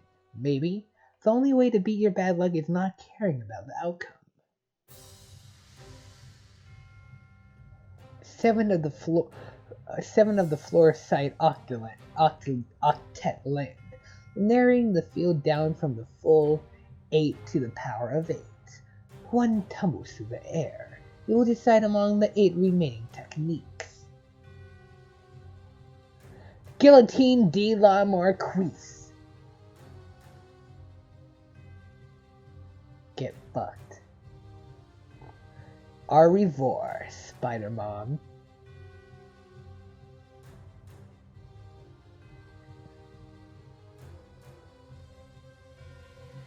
Your mercy killing triggers another avalanche. More rotten luck.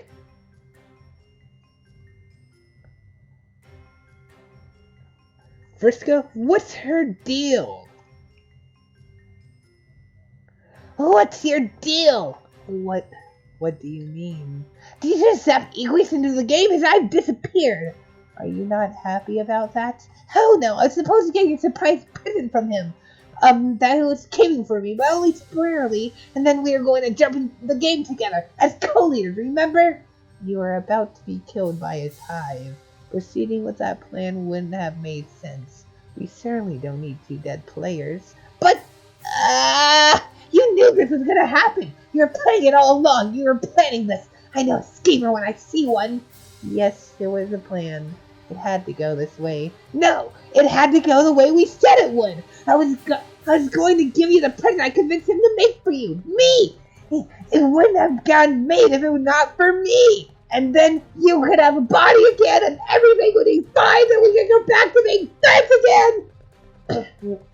again! God, my voice breaking does not fit Rista, no. At least not like that. Were we ever really friends? Yeah! I don't know. I felt like we were, even if you didn't think so. I guess I'm not very good at acting like your friend or saying stuff like, hey friend, you're my friend. It doesn't really occur to me, but we were. Why would you play with me if you didn't think I was your friend? I don't remember. It doesn't matter. Bah, more of this apathetic baloney. Why don't you cut the ghost girl act already? I get it, you're dead and spooky. Ribbit. Okay. Pretty odd. Sorry. That's cool, you can rib it if you want. In a weird way, it almost makes it sound normal. So, what now? I guess you and Equius co-lead since he managed to usurp me, that cunning bastard. Guess I follow you into the game instead? Fine by me, I'll follow you guys. Just give me my orders, boss. No, you're not on the blue team. Oh, what the fuck? You're never going to be. I get it. I finally see now. This is your revenge. You finally did it, Magito. You got me pretty good. Well played. It's not revenge. You were always supposed to be on the red team. You'll believe me later, when you wake up. What a load of shit! You've been plotting revenge from day one. I fell for it like a sucker. Can't say I blame you. I've never thought about revenge at all. But why not? I killed you. I don't care. You're so infuriating. Why can't you just hate me? It would be a lot easier that way. Or at least feel bothered or annoyed or something. God! Maybe I should just rip my heart out of my chest and pound into a bloody pulp here on my desk. My super strong robot arm. Pound, pound, pound, pound, pound, pound, pound, pound. Look at that. More nasty blue blood all over me. Why not? Might as well open the floodgates and paint my whole hide with this oh so enviable and cerulean swill. Because clearly it's up to me to feel emotion for the both of us. You miserable, soulless witch. I hate you. Hate, hate, hate, hate, hate, hate, hate, hate. I only regret killing you because it made you so boring. Sorry. Oh fuck, pause. Ahem. I don't want to be on the red team. It's full of jerks who just think I'm a big jerk. They need you though, and it's where you need to be. Karkat will be in touch with you soon. Oh god, I can't wait for that conversation. Also, if it's any consolation, the teams are meaningless anyway. What? Why would that be consolation? It's more vague, spooky nonsense. Fuck you for me trying to help you. Fuck the blue team. Fuck your conniving. Fuck Equius' double dealing on the stupid masterpiece he rode in on. And fuck you for saving my life. Fuck you! Getting close to the end. And soon, in a place known as the land of caves and silence, Equius let her know the deal. Aradia, here's the deal. Now that the game has begun, the plan will be modified slightly. We will not be co-leaders of the blue team. I alone will be the leader. Is that understood? That's fine. Good. Wait, you have no objection, are you sure? No, I'm okay with it. Do you typically embrace such a passive attitude when your superiors give you orders? I usually don't receive orders from superiors or otherwise, but really it's fine. What? I think I should get a towel on perspiring heavily again. Why? What's wrong? Never mind, I'm trying to stay professional about this. About what? What are you talking about? Forget it. It's just fuck. What now? Why? What's wrong? Never mind. I'm trying to stay professional about this. About what? What are you talking about? Forget it. It's just pleasant to consort with one of the lesser breeding who clearly understands their place. I've understood for some time that this will be my role to function as your server player, and that you would be the team leader as the first in the chain. Perfect. Then we are on the same page. I look forward to seeing how well you serve me, server player. That's not quite the meaning of the word server. What do you mean? As your server, I manipulate your environment to help you advance. I don't understand. Are you saying that you are in a position of control over me? I suppose so. Oh. What? Oh my god.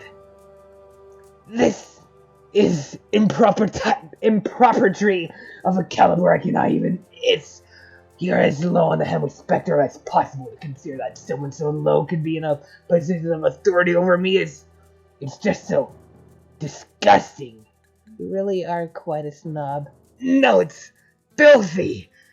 I need some air, or some cold milk, or a towel. I need a towel. Where the fuck are all my fresh towels? I need fiddle sticks. Please pardon my language. It won't happen again. You look really agitated. Are you sure you're alright? I'm fine. I'll be fine. I just need to breathe. I need to break something, possibly. Break something? Yes, it helps me relax. Oh, I think I understand. Do you? I like breaking things. I didn't used to, but now I do. It's fun. Hello? Are you sure you're okay? Yes. You really do look like you're sweating pretty hard. I just need a blasted towel. Wherever did that Arthur get off to? Maybe you should break something to try to calm down. Perhaps. Do you want me to break something? Well, what? I could break something if you want. Do you want to break something? Kind of. Okay. Aqueous, I'm about to throw an abolition shaft through your wall. Heads up. Yes, that was wonderful. It was pretty cool. But could you please refrain from dipping into the vernacular of commoners? In fact, this is an order from your leader.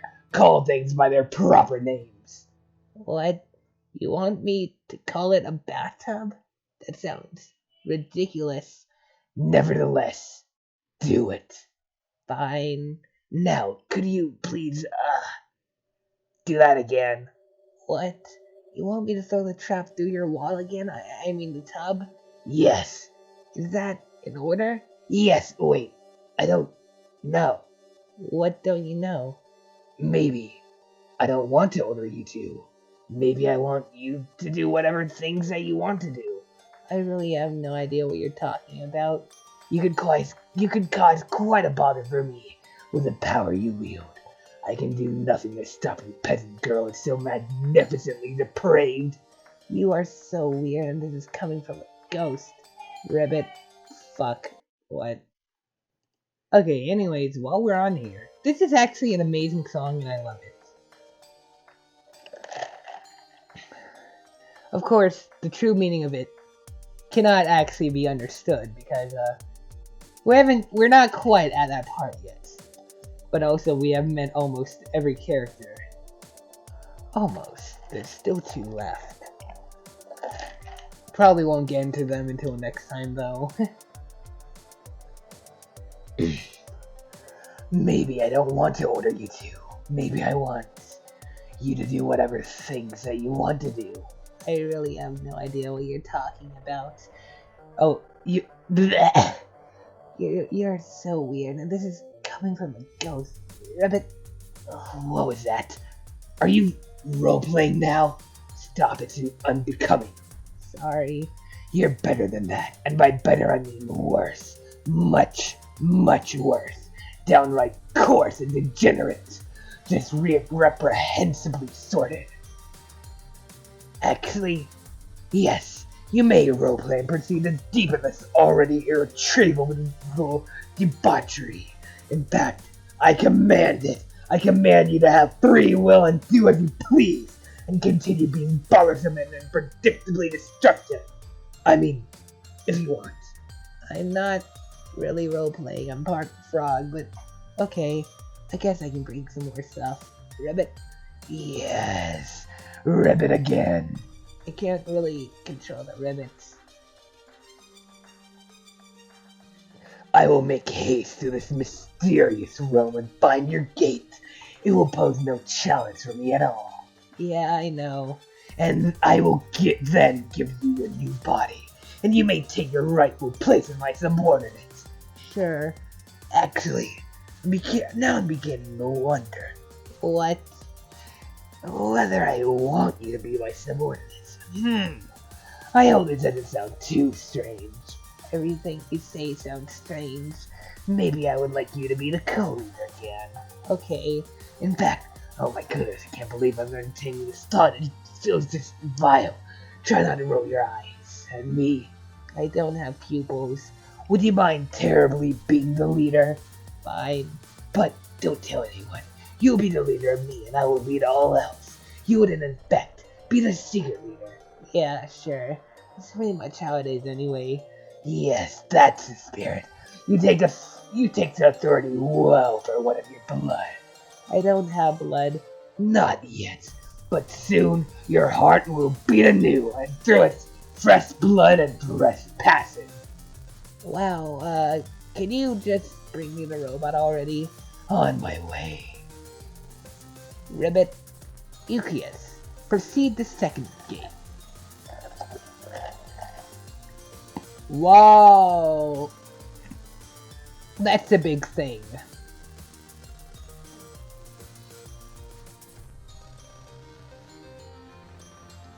Just completely destroyed the very same big thing. Nah.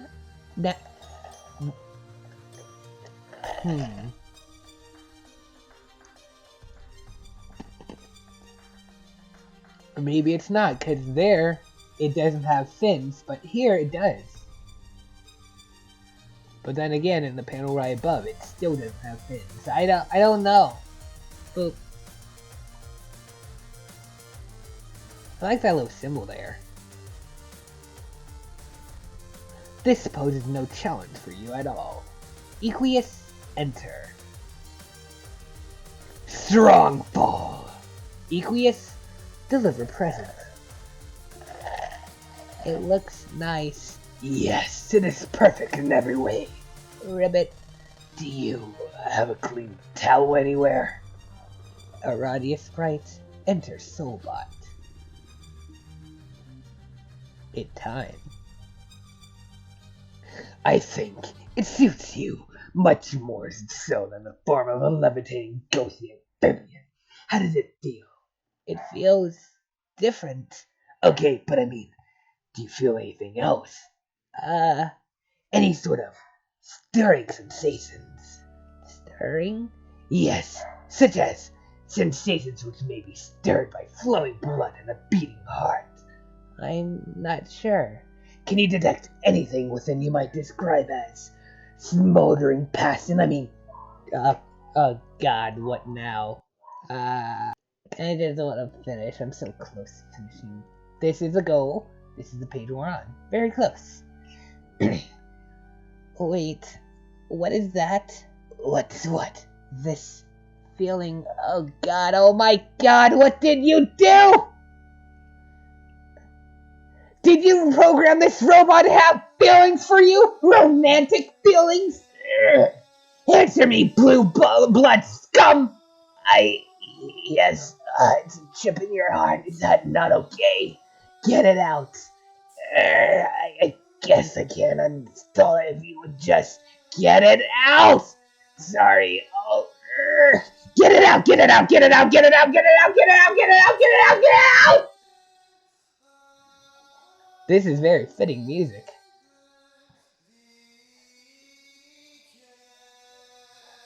Oh my god.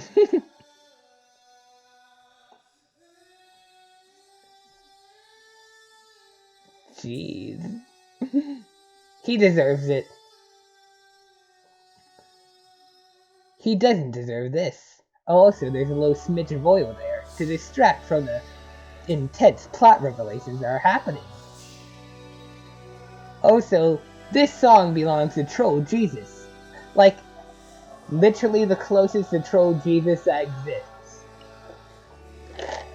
That's why it sounds so religious. Anyway...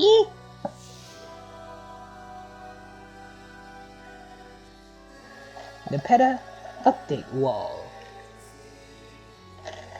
Shipping wall. And the art is adorable, seriously. Vriska and Karkat. I don't think that'd work. Karkat and Nepeta? Probably not. Aradia and someone? Maybe? Aradia and Equius. I don't really think it'd work personally. Terezia and someone. Definitely, I ship it. This is my top favorite ship. Terezia and Gamzee. Maybe. Nah, no. No, it wouldn't work. It would not work at all. Tavros and Tavros. You need some goddamn self-esteem. Tavros and Kanai, I think? Nah. I don't really see that happening, in all honesty. Karkat and Gamzee. Vriska and Karkat, I think? That would be it. Yeah, I think.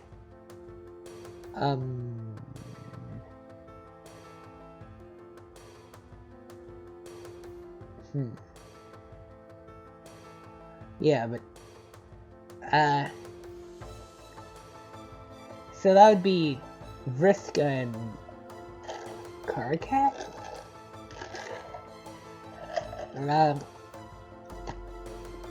That wouldn't work as that, no. Solux and Aradia. Honestly, this I would ship. That would work. I think it actually does end up being canon later. Vriska and someone. No. Equius and Nepeta. Canon. Terezi. And, someone. Kanai and Karkat. Honestly, I think that could work. Alright, anyway, enough analyzing ships. You consult your shipping wall. Clearly some changes are in order. You must admit you didn't see this one coming, even with your remarkable matchmaking acumen. You should probably recolor all the Aradia panels so she looks like a robot too. It is a major commitment keeping up with all your ships, but it is worth it. Karkat, recruit Vriska. Oh god. I don't want to do Karkat.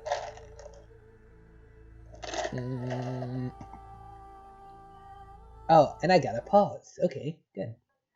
Alright, let's finish this. Okay, this is going to sound preposterous given our last conversation, and I guess practically every conversation preceding it. I'm probably going to have to do something completely disgusting like apologize, and even though I'll hate myself for it, I'll totally mean it, I promise. Like, really, really mean it. You're going to ask me to join your team, aren't you? Yeah, how do you know? I don't seem to have much of a choice now. Aradia kicked me off the good team. Well, that's great. Wait, sorry. No, wait. I don't have to apologize. That's right. You have no choice now. I apologize to myself for offering you a shitty, meaningless apology. Apology accepted, Karkat. Let's burn the thresher with a totally platonic bro bones buff. You dork. Do you really think your usual pathetic quips are going to bug me now? I'm not trying to bug you. I'm trying to get you to join my damn team. Now step in line, suck it. I was just betrayed and abandoned by my two accomplishing the best powers, and on top of that, I am soaked in the blood of my Lucids, which I just had to decapitate myself. So listening to a crappy asshole be all tickled with his own mediocre retorts isn't going to spoil my evening. Okay, well, sorry to hear about that. But I mean, you could just dump her Karkat to the Colonel and bring her back stronger than ever. Wow, good to know, I guess. Now why don't you hop in a trap, wash that nasty blue shit off, and join our fucking session already? What? It's so rude to dictate hiding procedure to a lady under any circumstance, even for douchey loudmouths with delusions of leadership. Maybe you should try to think about the dumb things that fall out of your protein shoot for once, dentist. Blah, blah, blah. Now let's shoot into the fucking Stiller impression of something that can give us shit. Anyway, you know my blood's the prettiest and you'd obviously kill to have it. No, it sucks. Totally happy with mine. Nice try, though. BS, why would you hide behind your lame gray anonymity then? You realize everyone thinks that's totally lame, right? It's nobody's business. I don't see why it shouldn't be a matter of public record. I'm not going to wear that shit on my sleeve like you do, literally and figuratively. It's private, so everyone can go point their probing, busybody sniff nose of their own impertinent seed flats. Fine, like anyone really cared is just lame and insecure. So why don't you tell me what I've got to do here? I await further instructions from my big shot A-blooded leader. Okay, first things first. You gotta connect with Tavros quickly and get him in a second before he gets killed. What? Can't someone else do that? No. Why? What the big deal is? Do it. But I hate that guy. Who cares? This is your command decision? Getting someone who hates the guy to save his life? What do you mean, boss? Why do you even hate him? It's fucking ridiculous. If anything, you should pity him, especially since you were the one who paralyzed him. I know, I just don't really understand it. It's just a really special kind of hate. It never goes away and it doesn't make a lot of sense. This is a kind of a weird time to be confiding in me about your feelings of black romance, but okay. Oh god, what? I mean, if you're really implying Tavros is your kiss missus, I think you're bringing up the wrong friend of. Both parties have to hate each other equally. I mean, like, true hate. Maybe your feelings come somewhat close to fitting the bill, but I don't think you can hate anyone. It's weird, he's got it broken in the head. Fuck, what are you talking about? I think the subject is beyond a lot of people's grasp, but I know a lot about it. Nobody ever really wants to talk to me about it, though. Whoa, really? Oh, no shit, really? Okay, most people who haven't had their lobe stem cauterized are capable of feeling the two primary emotions. Hate and pity. Pity is, of course, just a toned-down version of the central emotion, hate. And other nuances of pity manifest as various other kinds of feelings, like whatever chemical reactions trigger mating bonds or the mysterious forces that are behind moral allegiance. Karkat, holy fuck, so boring. A well-balanced person is going to have a good distribution between hate and the other. There's... Is he calling? Ah, fuck. Okay, I forgot the pause music, so I'm just gonna resume from, like, the middle of it. Time to learn about troll romance. Okay, most people who haven't had their lobes cauterized are capable of feeling the two primary emotions, hate and pity. Pity is, of course, just a toned-down version of the central emotion, hate. And all the nuances of pity manifest as various other kinds of feelings, like whatever chemical reactions trigger main bonds or the mysterious forces that are behind moral allegiance. Karkat, holy fuck, so boring. A well-balanced person is going to have a good distribution between hate and the various pity humors. Having a good balance keeps all the emotions sharper. See, I think that's a problem.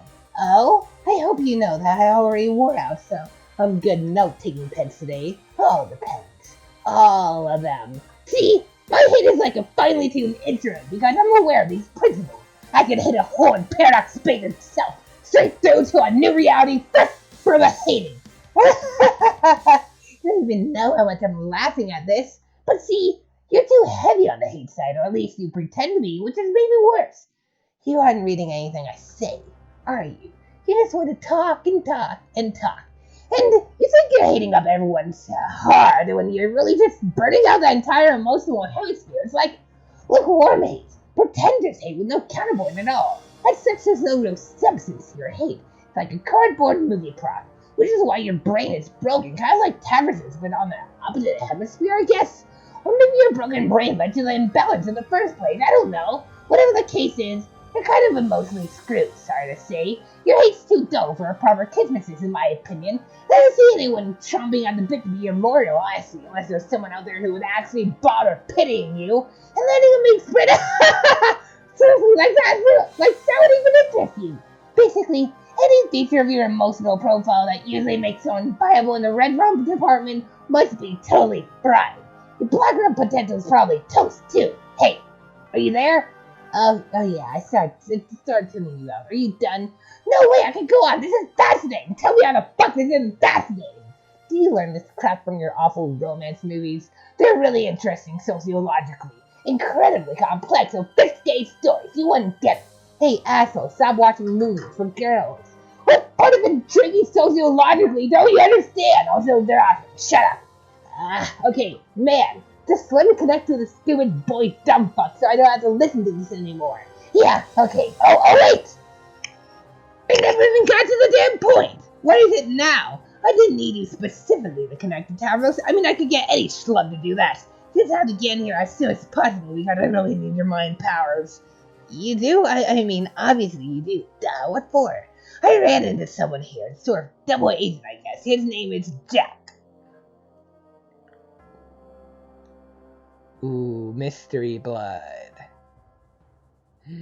Fun fact. In the Act 5, Act 1 book, so of course it can't have animated panels like this, right? Well, so it had to like choose a specific frame from the panel to represent the thing. It chose the only frame that actually shows his true blood color. Like, seriously. Could have just like made it static or something, even if that required a bit of editing. He has some inside information about his kingdom. He wants to work together with us to overthrow the Black Queen. So I said okay, and now I need your help. Okay, I can try. What does he know? He recently got hold of some intel regarding a weakness in the Queen's defenses. I don't know any more than that, but we gotta hurry and get started on the thing, or it could get kinda awkward. Sorry, I'm rushing it. Is wanna get done? Awkward? What do you mean? I mean, he's just standing here now, waiting for me, I guess. But it's okay, I think he's pretty much settled down. Settled down? Well, he stabbed me once. Oh, only once. Are you sure you trust him? I don't know if I would, but hey, I'm not a leader. No, it's cool. He's cool. It's fine. I don't really mind him stabbing. It was all a misunderstanding. Well, okay, I'm pretty sure he meant to stab me, but I kind of think that's like the way he greets people. This game is so stupid. In any case, I think he's probably all stabbed out. Whoa, oh man, since you're bleeding, I should ask Terezi what color your blood is. Good luck with that. She can't see me or smell me or anything. I'm way out here. Out my high somewhere else on the planet. Okay, then I'll ask Jack. No, Jack won't tell. I made him promise he won't tell. Damn it, stupid, lousy, tight-lipped, stab-happy double agent. Doesn't Trolley have some kind of viewport feature? Yeah, but I'm pretty sure only sucks at how to set that up. He's been incommunicado for hours for some reason. Anyway, that old feature seems solely invasive and largely pointless to me, so just forget it. Yeah, okay, here we are about to embark on an espionage mission. The spying tool sounds solely useless. Another great point, Captain. Whatever, just get your ass in here so we can dethrone this goddamn queen. It'll mean one less god boss we have to fight. Fine, I'll be right there. Just try not to lose too much of your mystery blood and die. I think I might actually finish this tomorrow or whatever.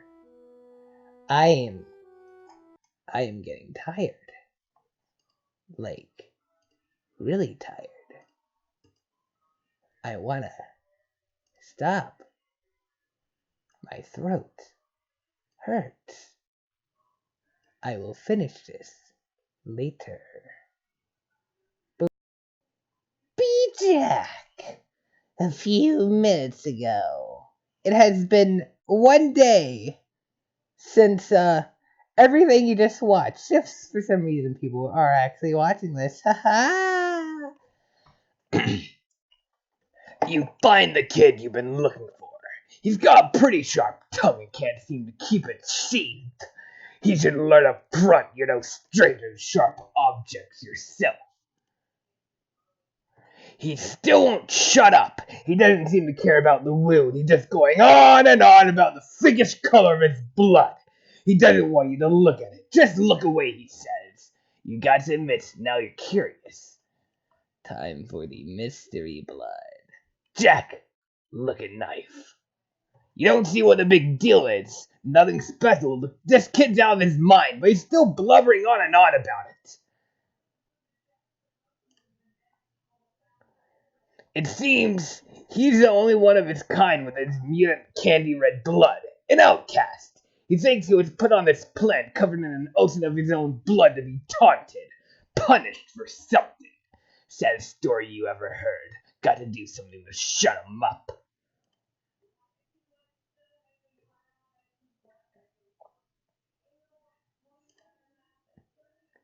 Oh yeah, I forgot music. Uh, um, uh, fuck.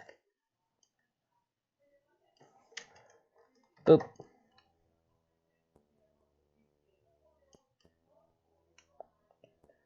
Can I hear it? Ridiculously quiet. There we go. It's so adorable.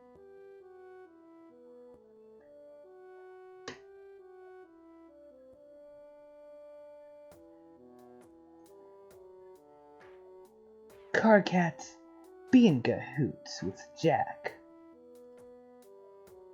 Operation Register. Huge bitch, blah blah.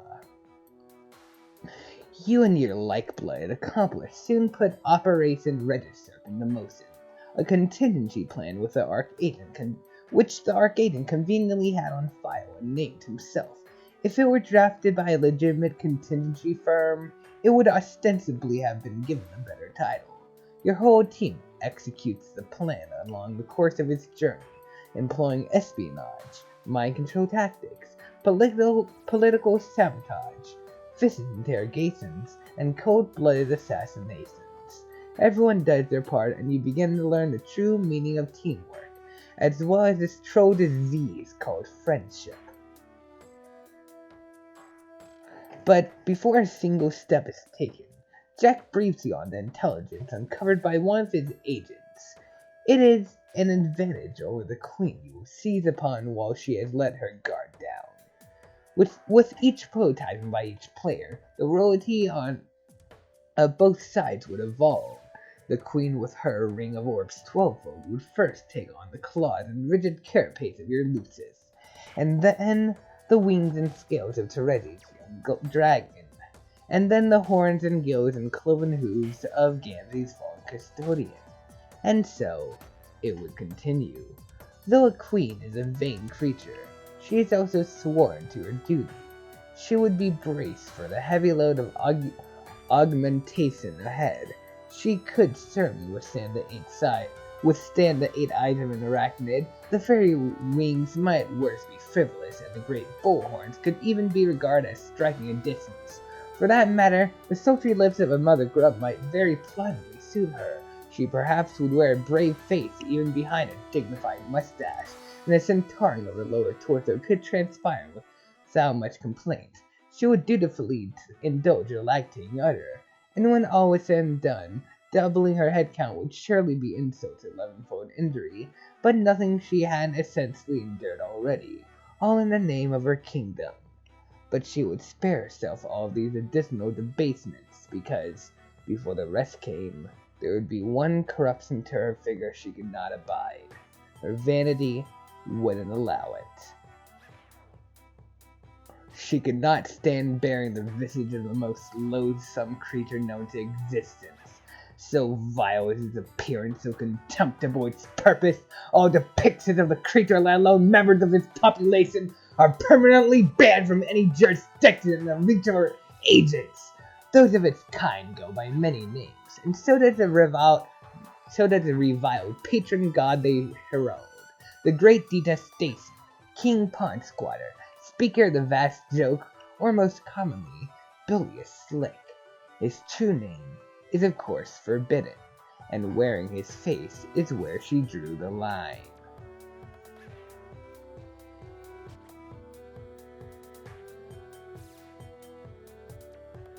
She removed the ring and concealed it in the royal vault where she was quite sure no one was looking. She then retired to her private chambers, in which she would dispatch orders, no one the wiser of her disadvantage. Or so she thought. Red team? Oh wait. I just realized who actually witnessed this. Club's deuce! He saw all of them. Red team, execute Operation Register.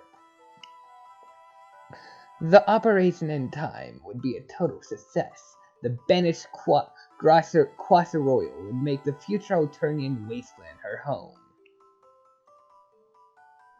Until she was given a new purpose. This is when it all clicks.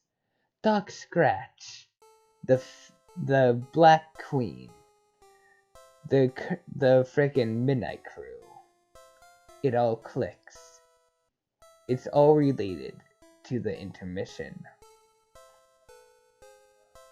Of course, this was very obvious if you actually read the intermission, like the end of it, where it was frickin' Carcat fucking Vantis on the screen. But this is when it's made painfully obvious.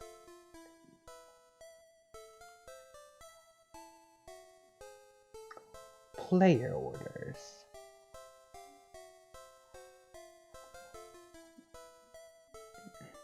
But, at the onset, you would know nothing of the Queen's aversion to an amphibious likeness, or about her orb's 12-fold, or any such details. You were informed of her disadvantage, and would act accordingly. You and your red teammates would work to dethrone the Queen in your session, while the blue team members would take on the entirely separate set of royal adversaries in their own session. This was to be a competition after all. Or so you thought. You would begin to notice a strange pattern. The blue team's prototypings would affect the mutations of your session's underlings. And your prototypings would affect theirs.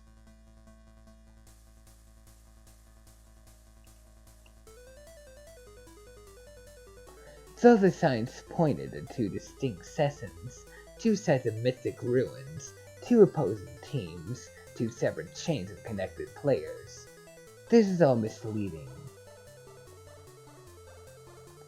You were joining a particularly unusual bifurcated session, meant from the start to receive all 12 players through two separate connection chains, a session with one sky about which 12 planets would circle, with one army of dark and one of light, with one pair of kings and one pair of queens, and with one cantankerous archagent and his typical disdain for authority. It wouldn't be until later in the session, when the full chain was nearly closed, that you would realize the truth. The truth was, it hadn't always been the same session all along, that your teams were not competing, but cooperating towards a common goal.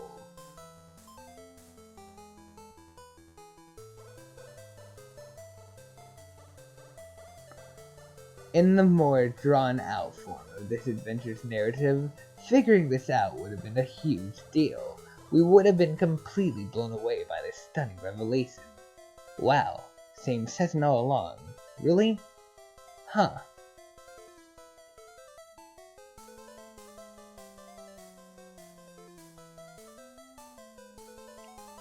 But since we've decided to engage this epic in shorthand, you feel you must insist that we continue with this expository interlude.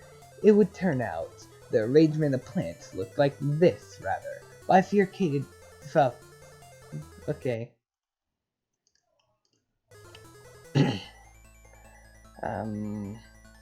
Bifurcated from each other, each team appearing to comprise a distinct chain in a distinct session without the luxury of the complete picture we see here.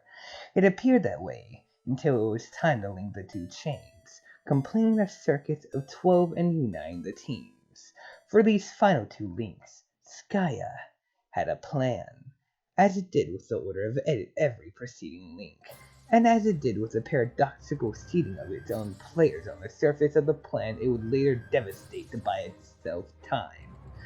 Its plan was as inescapable as all others, as inevitable as the reckoning it would ultimately face.